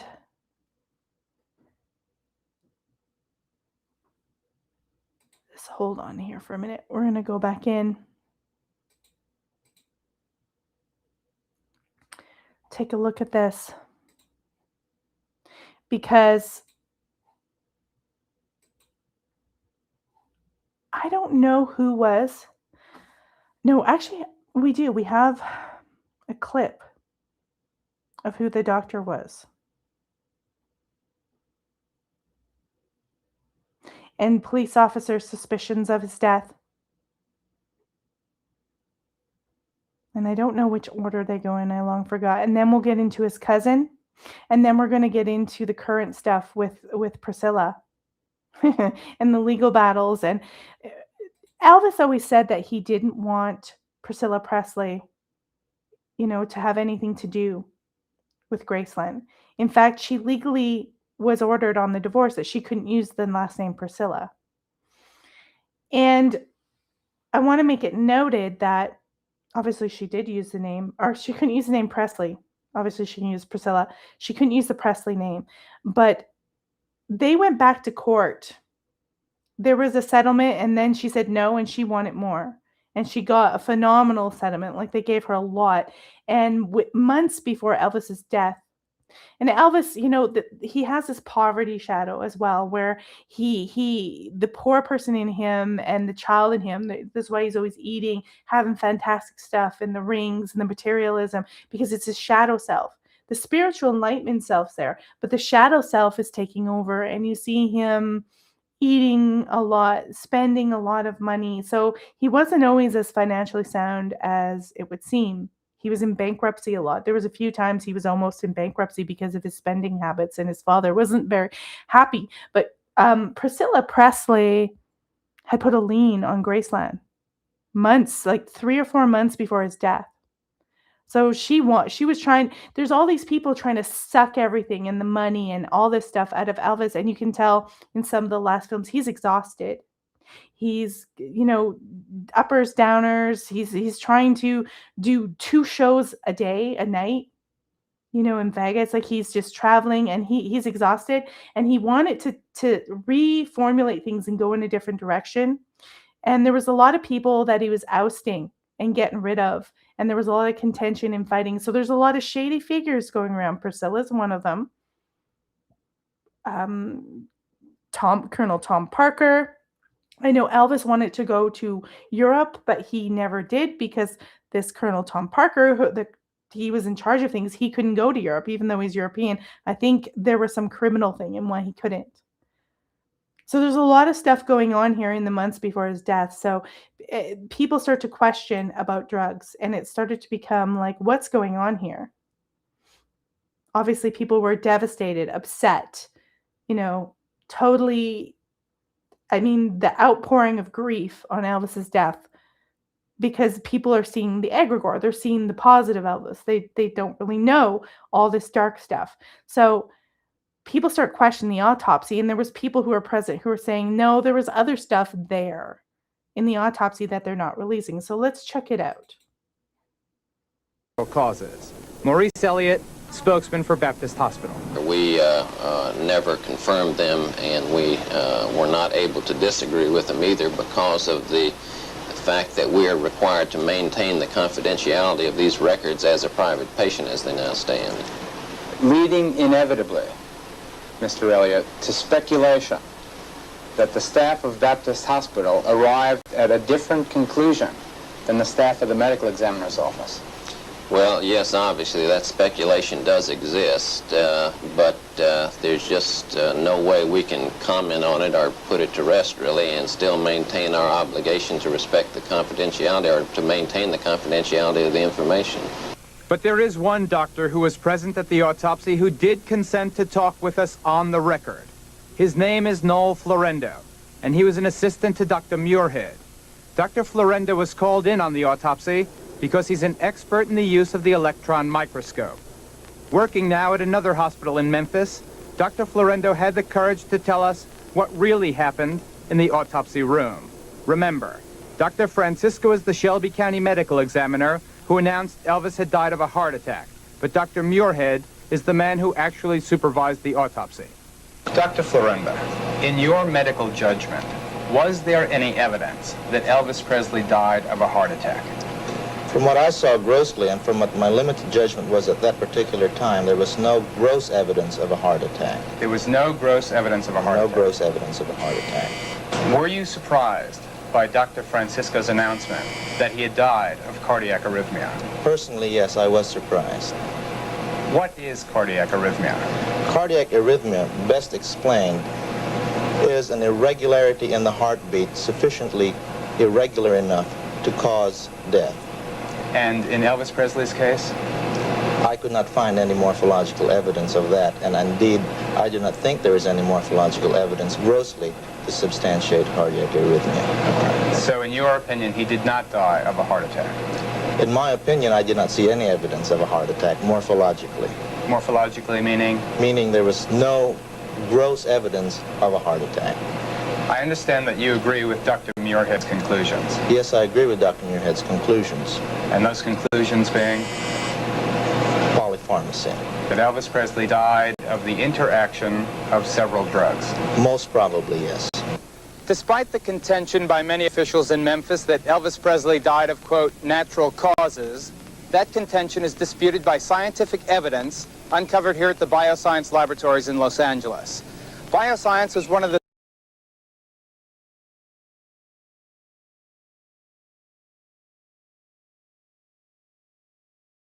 But I unmute myself first. We'll see. So let's go look and see if we can find that one. Sorry, which one is this? Okay, cancel.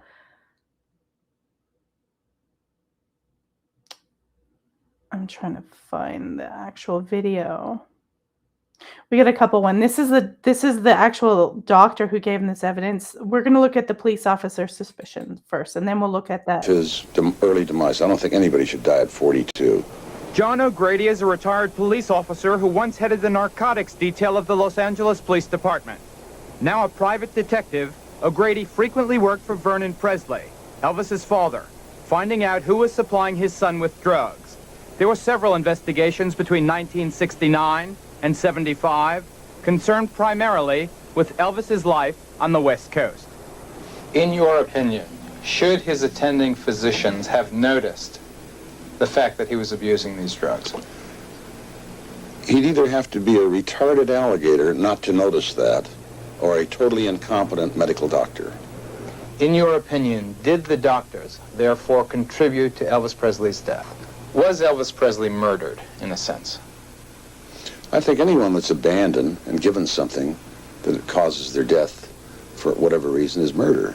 Now, I'm not saying first degree, premeditated, but it's a degree of murder. It's negligence. There's negligent homicide. It could be the same thing. If you go to a bar and the bartender serves you 25 drinks in a row and you die there, somebody's guilty of your death. That's negligent homicide, which is what another term is murder. And you think the parallel to the Elvis Presley case is very similar, except the bartender is a professional bartender, the doctor's a professional physician. Jack Kelly, who once headed the Los Angeles office of the Drug Enforcement Administration, is now a private detective who worked with John O'Grady on the Elvis investigations. He could get whatever he wanted anytime he wanted it. Most of them that I found were only too anxious to give it to him. How so? Tell me a little bit more about that. Well, for a variety of reasons. For one thing, you know, there's doctors who, through carelessness or irresponsibility, will get their patients addicted. And there's doctors who do it for monetary gain.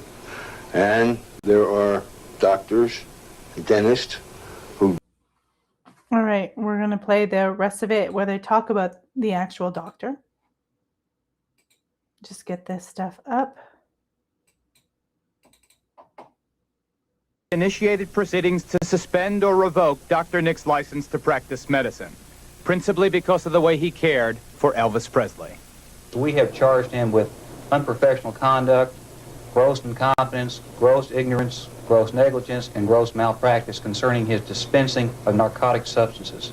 Specifically, we have charged him with dispensing, prescribing, and issuing narcotic and controlled substances not in good faith to relieve pain and not for a legitimate medical reason. Who was the patient? Well, there's 16 different patients we have charged him with concerning these particular drugs we've talked about. Is Elvis Presley? Elvis Presley is one of these individuals. Was his case the single most glaring case? Without a doubt, Elvis Presley, from my experience, was issued more Schedule II uppers, downers, amphetamines than any other individual I have seen. This is the worst case of overprescribing or of indiscriminate prescribing that I have ever seen in my time as an investigator with the state of Tennessee. Elvis wasn't Dr. Nick's only patient in the entourage. Marty Lacker was Elvis's bookkeeper and the best man at his wedding to Priscilla. Medical authorities were told how Dr. Nick prescribed Lacker more than 13,000 pills in less than 4 years. There you have it. So very similar, and Michael Jackson came along and said, hold my beer, because he had his own anesthesiologist. It's partly Elvis's issue. He would have found someone to do it. But if you're a licensed medical doctor, you can refuse. But there are ways to get it. There's ways to get it when you're this big superstar.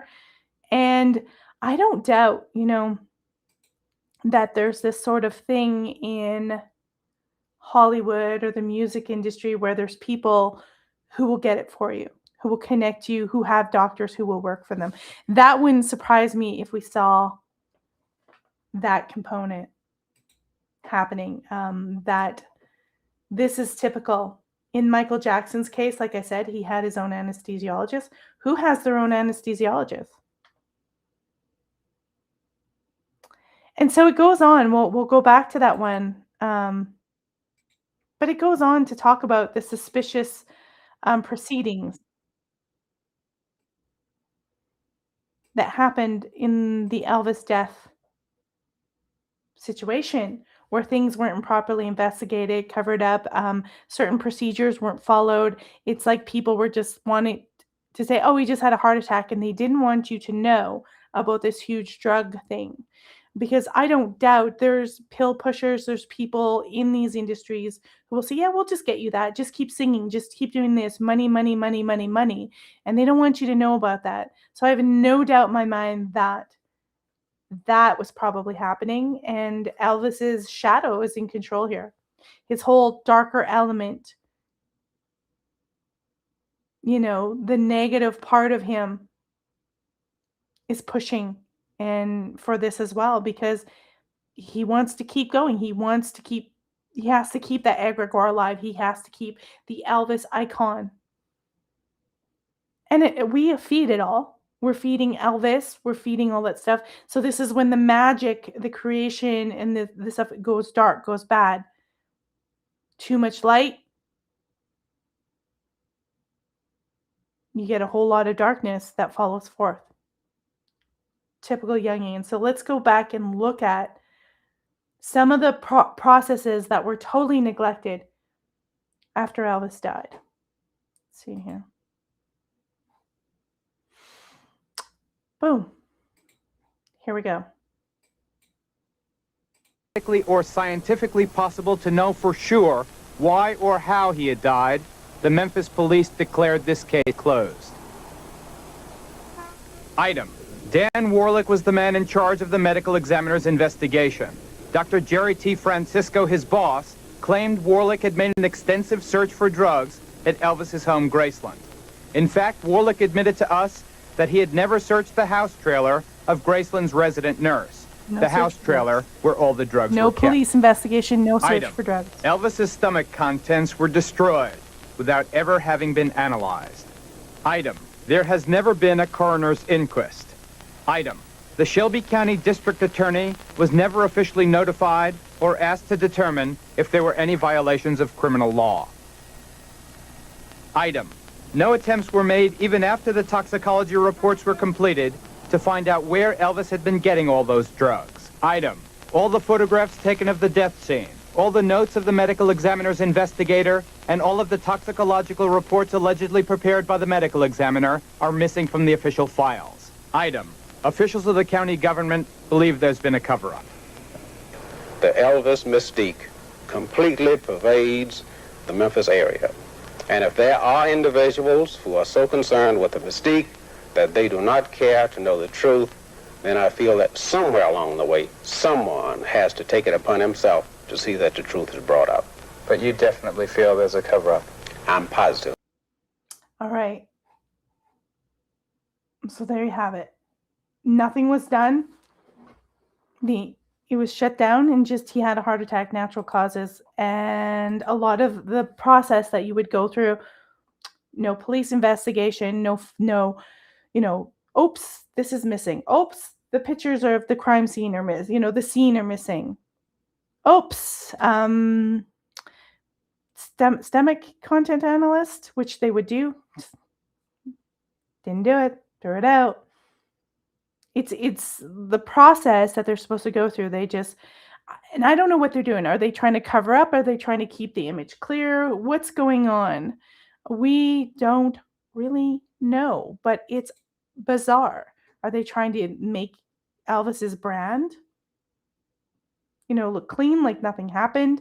And people are suspicious because they're like, a 42-year-old and a heart attack? What's going on? Tara Jackson in the audience says how uncomfortable he must have been.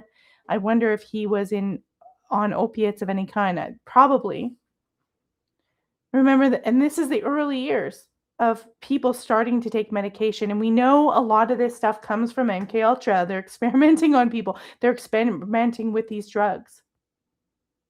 And would it surprise you that there's some kind of handler that's connected with all of these things in Hollywood that's literally like, hey, let's control this guy. Let's keep this guy in the box. Let's keep him up or downer. Let's keep him going, and let's have him in the position that we want him in. That would not surprise me at all. It's so common. People don't even realize the structure of these music industries, the MK Ultra that happens. And sometimes I think a lot of these people, when someone dies, and this is the early history, the start of this, where they start looking at these people and go, okay, well, they're dead. How can we now turn this into more money making? Anna Karima says there's also the story that he didn't die but lived out the rest of his life homeless. I think I heard the story once on Coast to Coast. Well, didn't they do a movie on that, like Bubba Hotep or something? I don't know if I believe that. I think he really died. But a lot of suspicions around his death, and even his family. Vernon, pills were the thing. And this had just come on the scene in those days, like in the 50s, 60s, 70s, this kind of early days of pharmaceuticals. Early days of pharmaceuticals. Now, his father was really suspicious. His father died 2 years later. And like I said, there was a lot of contentions going on. There's a lot of suspicions. We're going to go to Elvis's cousin on the Presley side and see what she had to say, because there was a lot of things going on within Graceland. There was a lot of control.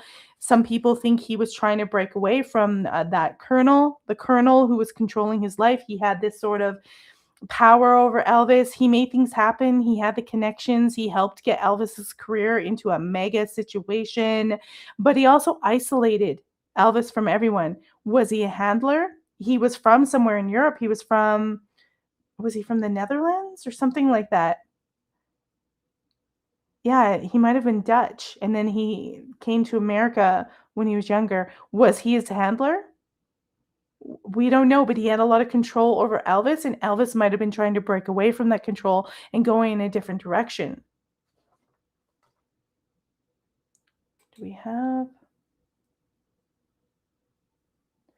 Do I think Elvis's family was generational Satanist? Not that I know of. There is a clip about there being Masons, but remember, it was on the Smith side, on his mother's side. Remember, most Masons aren't like some 33rd degree Masons. They were dirt poor. So if there was a Mason there, it was probably some kind of low grade business. One of my bosses was a Freemason, and they just met at a lodge, and it was business connections. They're not, it's like the low key stuff versus the real crazy stuff that the elites do. I've never heard that they were generational Satanists. And in my research, I haven't found anything remotely like that. So we're going to go back and look at what his cousin had to say about a lot of this stuff with Elvis and the suspicions and the problems happening within the house. You should go check out Donna Presley. You should go check out her channel. What we got? Problems in L. Here we go.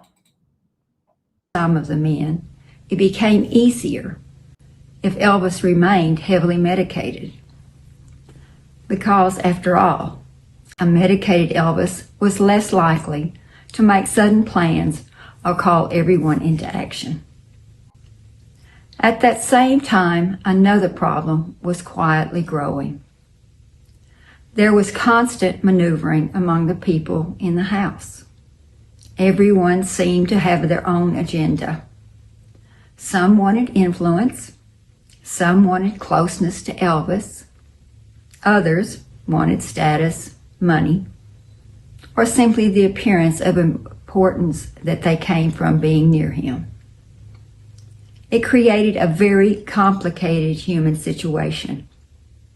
There were rivalries and jealousies. People watched one another carefully. Words were carried from one person to another. Gossip circulated through the house like poison. Sometimes it was gossip, sometimes it was exaggeration, and sometimes it was outright lies designed to create distrust. The result was an atmosphere that slowly changed the spirit of the place. Graceland had once felt warm, lively, and full of family life. In those later years, something darker crept in. The energy inside the house began to feel unsettled and unpleasant. There was tension in the air, something you could tell without saying a word. It was though a kind of invisible hostility had taken hold. Conversations would suddenly stop when certain people walked into the room. People listened carefully to what others were saying and just as carefully as to what they were not saying. Alliances formed and then shifted. Everyone seemed to be maneuvering for position. Some were competing for Elvis's attention. Some were competing for influence. Others were working to secure their own place in his circle while quietly undermining someone else's. Stories were carried from one person to another, often altered along the way. Small misunderstandings could quickly become larger conflicts. Distrust was planted and then allowed to grow. Over time, the situation grew so tangled that even Elvis himself seemed unable to control it. The group people like to call the Memphis Mafia, along with certain others who moved around that circle, became like a creature that had grown too large to manage. In my mind, it often felt like a wild animal had been allowed to grow inside the house, feeding on jealousy, suspicion, and ambition. And once something like that grows large enough, even the person who created the circle may struggle to control it. Those who knew Elvis well understood that he hated confrontation. He did not enjoy arguments, and he did not like disciplining people harshly. When his temper did flare, it could be strong, but it passed quickly because he disliked conflict so deeply. Many of the problems in the house were never properly corrected, and without firm correction, the situation deteriorated. Trust became scarce, loyalty became uncertain, and too many people were looking out for themselves. Okay. So she's that stereotypical fight for power. It seems kind of ridiculous, but I mean, this was one of the most famous rock stars in the world. They're all fighting for their own stuff. And I'm going to assume the Colonel was part of that, where he's trying to control stuff. Like she says right in the beginning, a medicated Elvis is a controlled Elvis. And they were giving it to him. The people within his circle, as you see with Ginger Alden, she's telling you, they would just come and give him a packet, give him a packet, give him a packet. And, you know, if he's an addict and he needs that stuff, he's probably like, yeah, it's okay. It's good.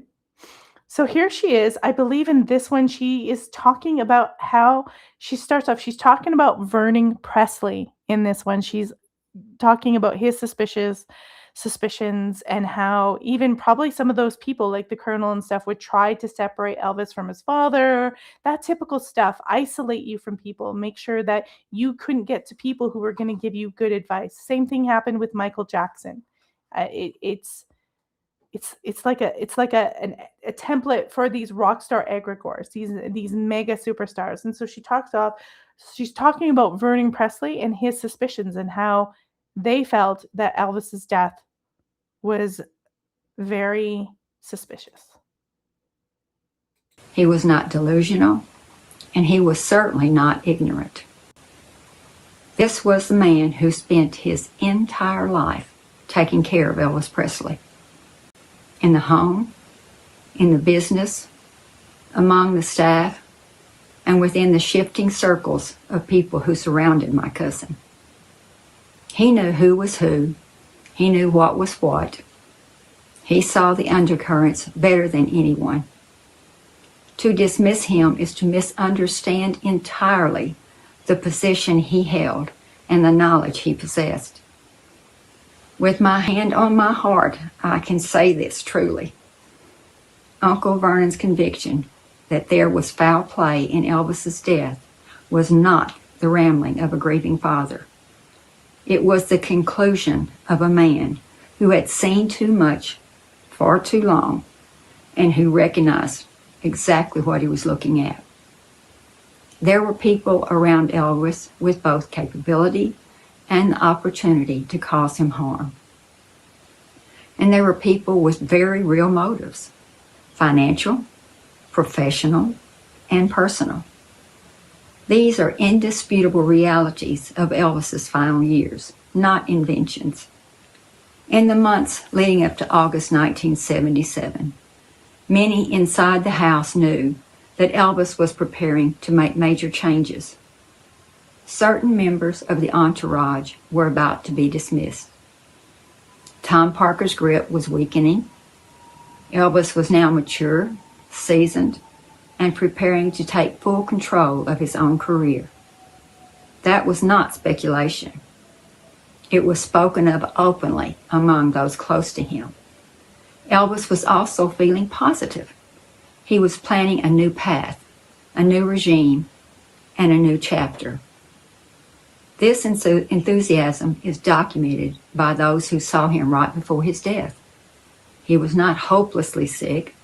Yes, he battled terrible health issues at times, but nothing that pointed toward imminent collapse or death. The narrative of a man on the verge was convenient for some, but it was not accurate. Uncle Vernon had witnessed the machinery operating around Elvis for years. The jockeying for access, the greed, the vultures on the hill. He knew exactly who benefited from Elvis remaining dependent, isolated, or controlled.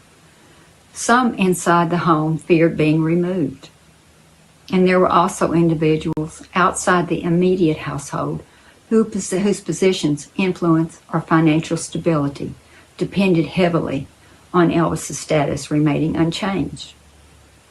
If Elvis moved forward with the reconstruction he had planned, certain long-standing arrangements would have been threatened, and that reality was well understood by those within his wider circle. When you place these factors side by side, Just going to pause it for a minute, and I'm going to read a little thing about Tom Parker, the Colonel's relationship with Elvis. apparently, one of Presley's staff members were fired, and he was fond of him, and he got mad at the Hilton Hotel's chairman in a verbal rage on stage in 73. The colonel was furious, and he stormed into Presley's dressing room after the show to confront him. After a heated argument between the two, Presley told Parker, the colonel, he was fired. Angered by this, Parker declared, "You can't fire me, I quit." Parker accepted that their working relationship was over and demanded that Presley pay him $2 million to end their contract, money that Parker claimed he was owed. After nearly 2 weeks of trading insults back and forth, Parker and Presley decided to put the incident behind them and continued to work together. But it kind of tells you that there's some strange contention between them. Like there was rows, and they got back together. These talent managers.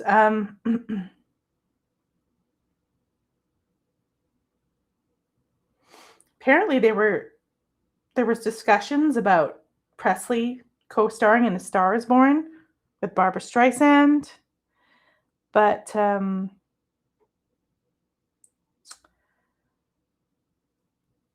it says Parker, who had always dealt with Presley's film contracts, viewed the offer as a starting bid to earn more money instead of he asked for $1 million salary. First artist, not used to such huge demand, didn't put forward a counteroffer and decided to go with Chris Christopherson.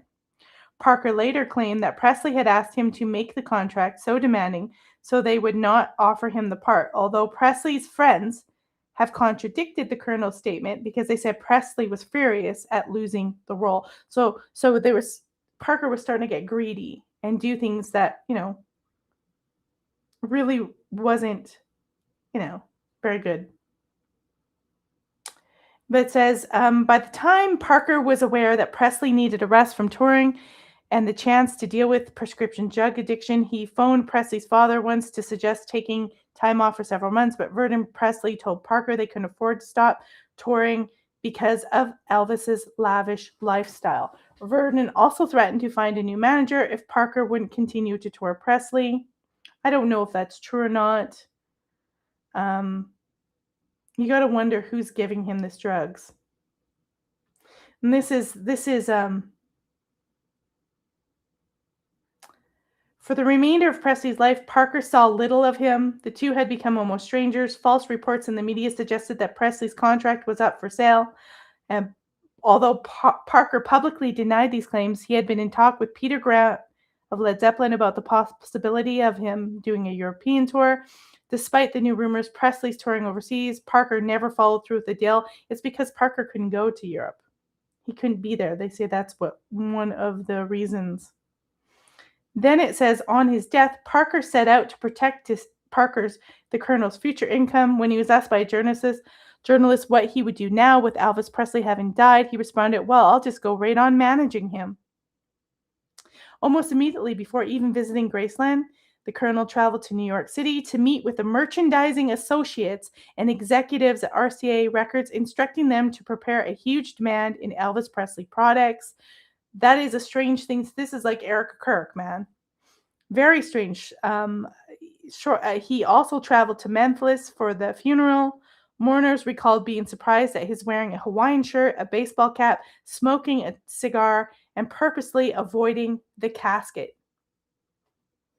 He persuaded Presley's father to sign over control of Presley's career in death to him and have Priscilla. Does this sound familiar? Does this sound this colonel guy is suspicious in my opinion. That's just what I'm reading. I don't know about you guys. This sounds strange to me. It sounds very strange. Alamo Bar. Yes. The book, The Occult Elvis. We've done some clips of it. Go check it out. Elvis would have been good in the film A Star Is Born. Absolutely. But he lost it because of mismanagement. But this guy, this colonel guy, right after his death, went right into merchandising, raiding to cutting deals, very similar to what happened to Michael Jackson. And then Priscilla was named executor of the estate, even though they were divorced. They said that it was done to protect Lisa. We'll go into clips of that. There's something really bizarre going here where I'm not saying they caused it. You know, they're trying to say, oh, they didn't, you know, his father wanted him to keep working and all this stuff. I don't know if that's true, but it wasn't his father that rushed into merchandise off his death. It was the colonel.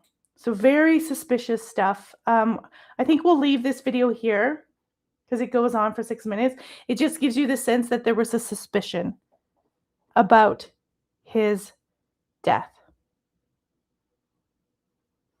And then we have a clip. Do we have that clip of Priscilla? I don't have it. Right after his death, let's go back here. Right after Elvis's death, Priscilla shows up. She did a video and they're opening Graceland to the public. Now, the family had always kind of wanted to do that. It wasn't really Priscilla's idea. Everyone tried to present her as saving the Elvis thing. But she, like I told you, she had already put a lien on Graceland while Elvis was alive and was going after more money. So you've got to wonder if they all,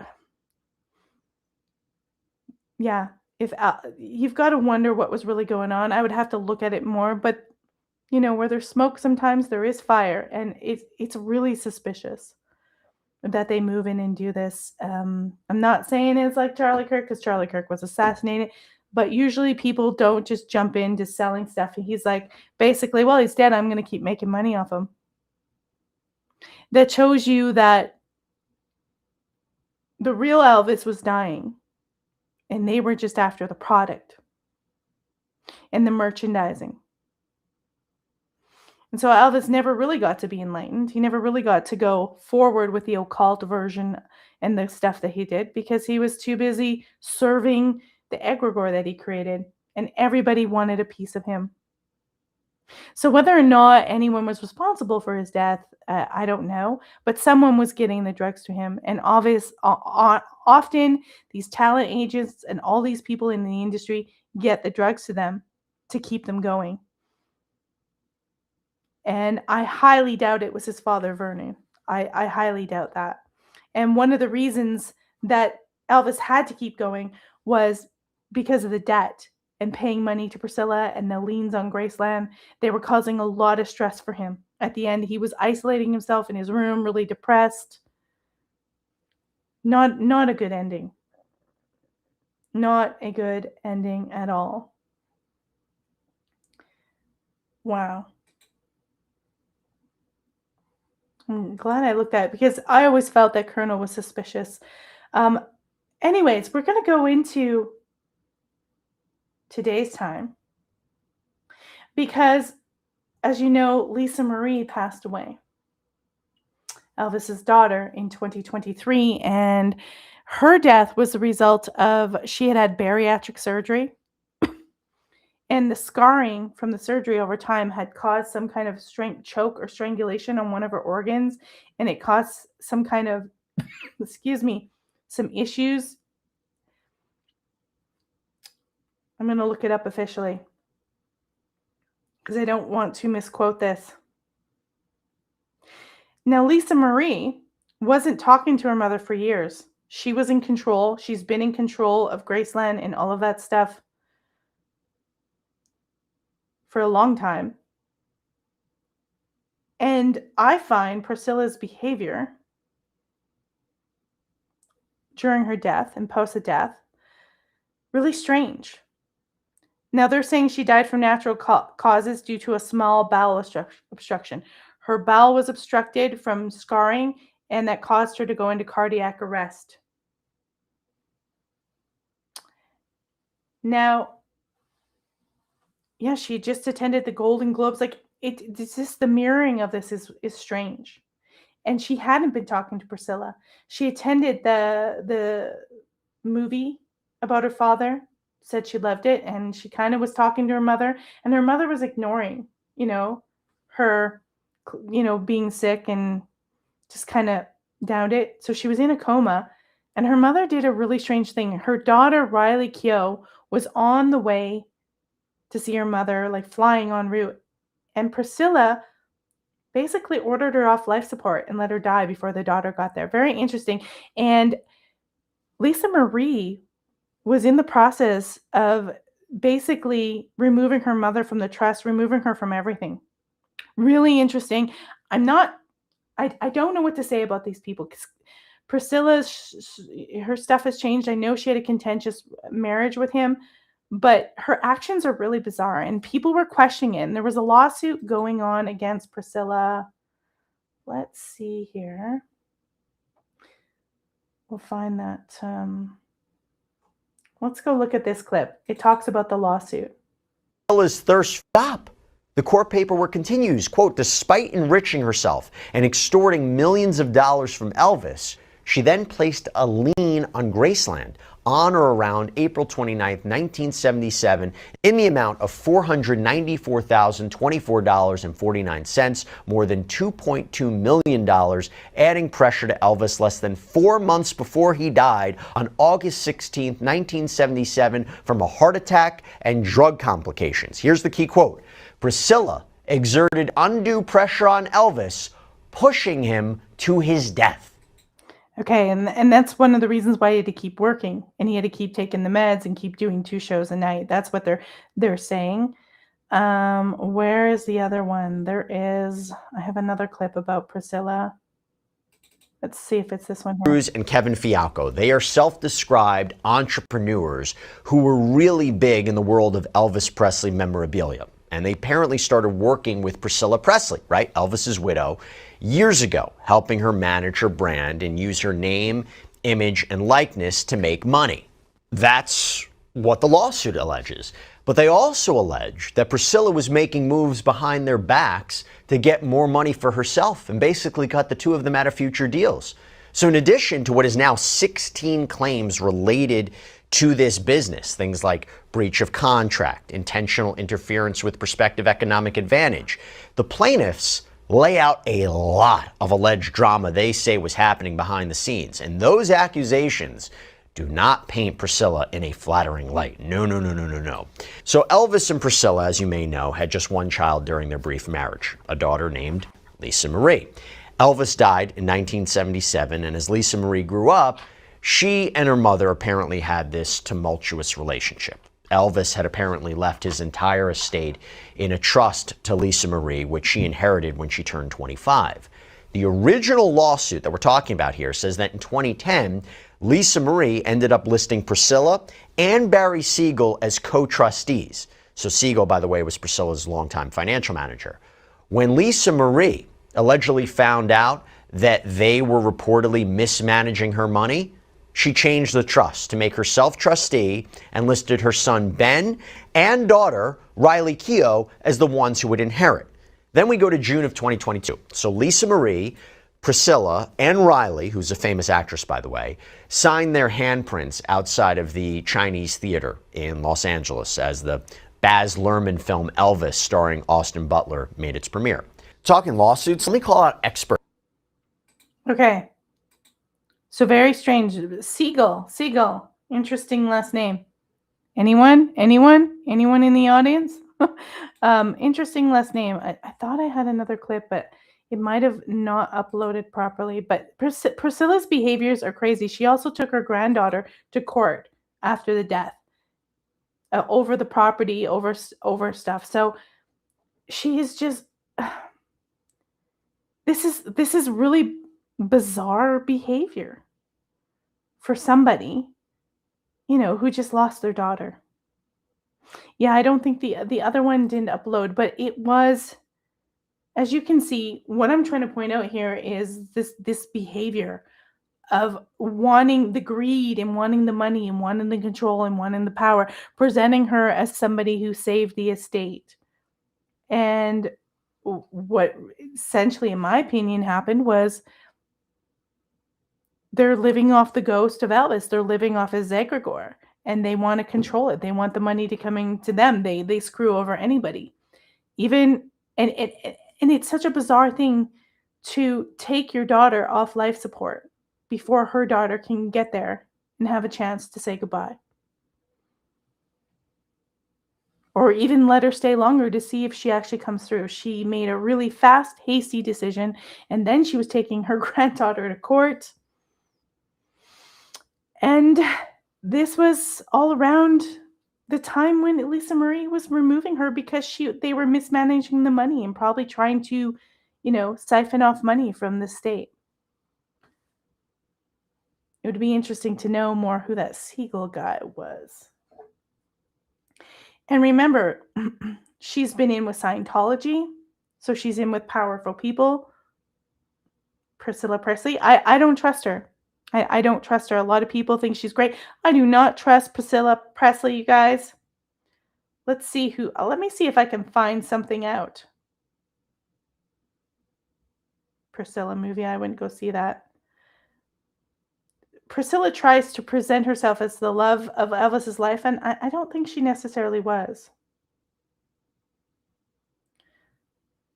Let's see who her boyfriend was. See if we can find this out. Siegel. Barry Siegel was instead her longtime business manager and co-trustee of the Presley estate. He and Lisa Marie had sued for financial mismanagement. Interesting. Interesting how this stuff happens. And it just keeps going on and on and on. So it was the former manager, and he refers to himself as one of the former co-trustees of the Promenade Trust in a legal document filed on August 13th, 2019. Yeah. So was this contention to finish this up, guys. It's been a long show. Riley Keough, she's in charge of things now because sadly Lisa Marie's son Benjamin committed suicide, which left her devastated. And this is all fight over money and power, the same way it was when Elvis was alive. There apparently is an agreement with her grandmother. And she still uses the name that Elvis didn't want her to do. Same thing after he died. Everything happens. She gets control as one of the trustees in Graceland, in the Elvis estate. Things that Elvis wouldn't have wanted to happen suddenly happen. People take over it. You judge it how you will. I find it very suspicious and downright disturbing what the greed can do to some people. And it's that whole contention, what Elvis created, his interest in the occult, it didn't make him a Satanist. He was, like I said, more of an enlightenment person. He wasn't into that calling the spirits and weird demonic stuff. He was about enlightenment and growth. But of course, his shadow self took over. The whole product of Elvis took over. And Elvis had his own shadows. He's had his own issues. But it's this whole idea that they literally take out someone. They've, played out their usefulness. And then once they're gone, they're like, we can keep making money off of this and we can take control of this. Elvis was slipping out of our control, and a lot of people contended that. Her family members contended that. Her cousin contended that. Vernon Presley was suspicious. And they were successful. And who knows who else Priscilla Presley was in with because of Scientology. Anyone who's a Scientologist should not be trusted. She would have been connected. She's been a Scientologist for decades and decades. In fact, she raised Lisa Marie and tried to bring her into it. And let's turn that light back on, guys. Lisa Marie was in her book. Go read Lisa Marie's book. It's an audiobook and a book. She apparently been essayed by one of the boyfriends and all sorts of crazy stuff that came from Priscilla. And I don't trust the woman. She may have had a contentious relationship. There may have been cheating and all that stuff. But I think Priscilla wanted to be just as famous. And a lot of people said that at the time. So there's something suspicious. So it's this kind of lesson. Elvis in the occult. Elvis creating his egregore. Elvis coming from poverty. Being the twin who survived. but yet haunted by that twin, and this motion to save everybody and give. This sort of dynamic kind of comes forth. The poor Elvis, issues with food. That can come from poverty, that sort of shadow self. And then drugs, all that stuff can cause a lot of the medical problems. You take lots of medications, they will cause it so that you can't go to the bathroom properly. Who was getting it for him? Who was trying to take over? Who was watching him like sharks in the water? And Priscilla really comes across as a shark in the water, not the innocent person who was just cheated on, in my opinion. Same with that colonel and maybe others in the Memphis Mafia. And like Elvis's cousin said, everything got too big. The sharks that surrounded him, too big for even Elvis to really manage it. And unfortunately, his last days were tragic, and now they make tons of money off of it. So that's the show for today, you guys. I'm glad you guys joined. We have a really good show next week coming on. I have guest Ryder Lee from the Raised by Giants channel. He's just released a documentary film called Psychic Agents and the Gate Program. And we're going to be talking about that documentary film. We're also going to be talking about the Tyler Robinson case and Charlie Kirk. I'm sure they connect to what he's been researching. He's been covering it a lot. So you guys don't want to miss that. Next week at 5 p.m. Eastern, Ryder Lee is going to be guest on the show. Be there on time. If you guys missed the first part of this show, we talked about Occult Elvis,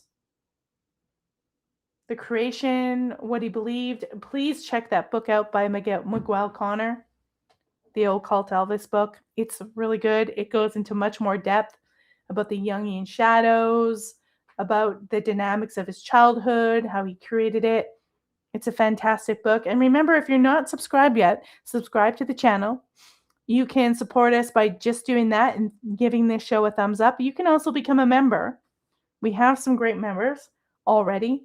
For as little as $2.99, you can do super chats, you can send me gems, you can do whatever. But the best part to do is show up, be here on the live chats, have a conversation, and please leave a comment. If you're coming here post live stream, and tell me what your favorite Elvis song was and what it means to you and why it's your favorite. I have so many. I really like his gospel singing stage. I think it was fantastic. I think it was a good transformation. And it would have been interesting to see where Elvis went. And if he got movies like A Star is Born, where his career would have went somewhere fantastic. But they were concerned with money. That would have been an amazing, amazing creative project for Elvis to do, to break out of into a new realm. But it never happened, unfortunately. And I want to thank you guys for joining the show once again. You will see me again. Hopefully I'll be here during the week. Might do a live stream. I want to post some stuff up for the members, some clips and video stuff that I have. But I will see you for sure next Sunday, 5 p.m. Eastern. Welcome to the clusterfuck. See you later.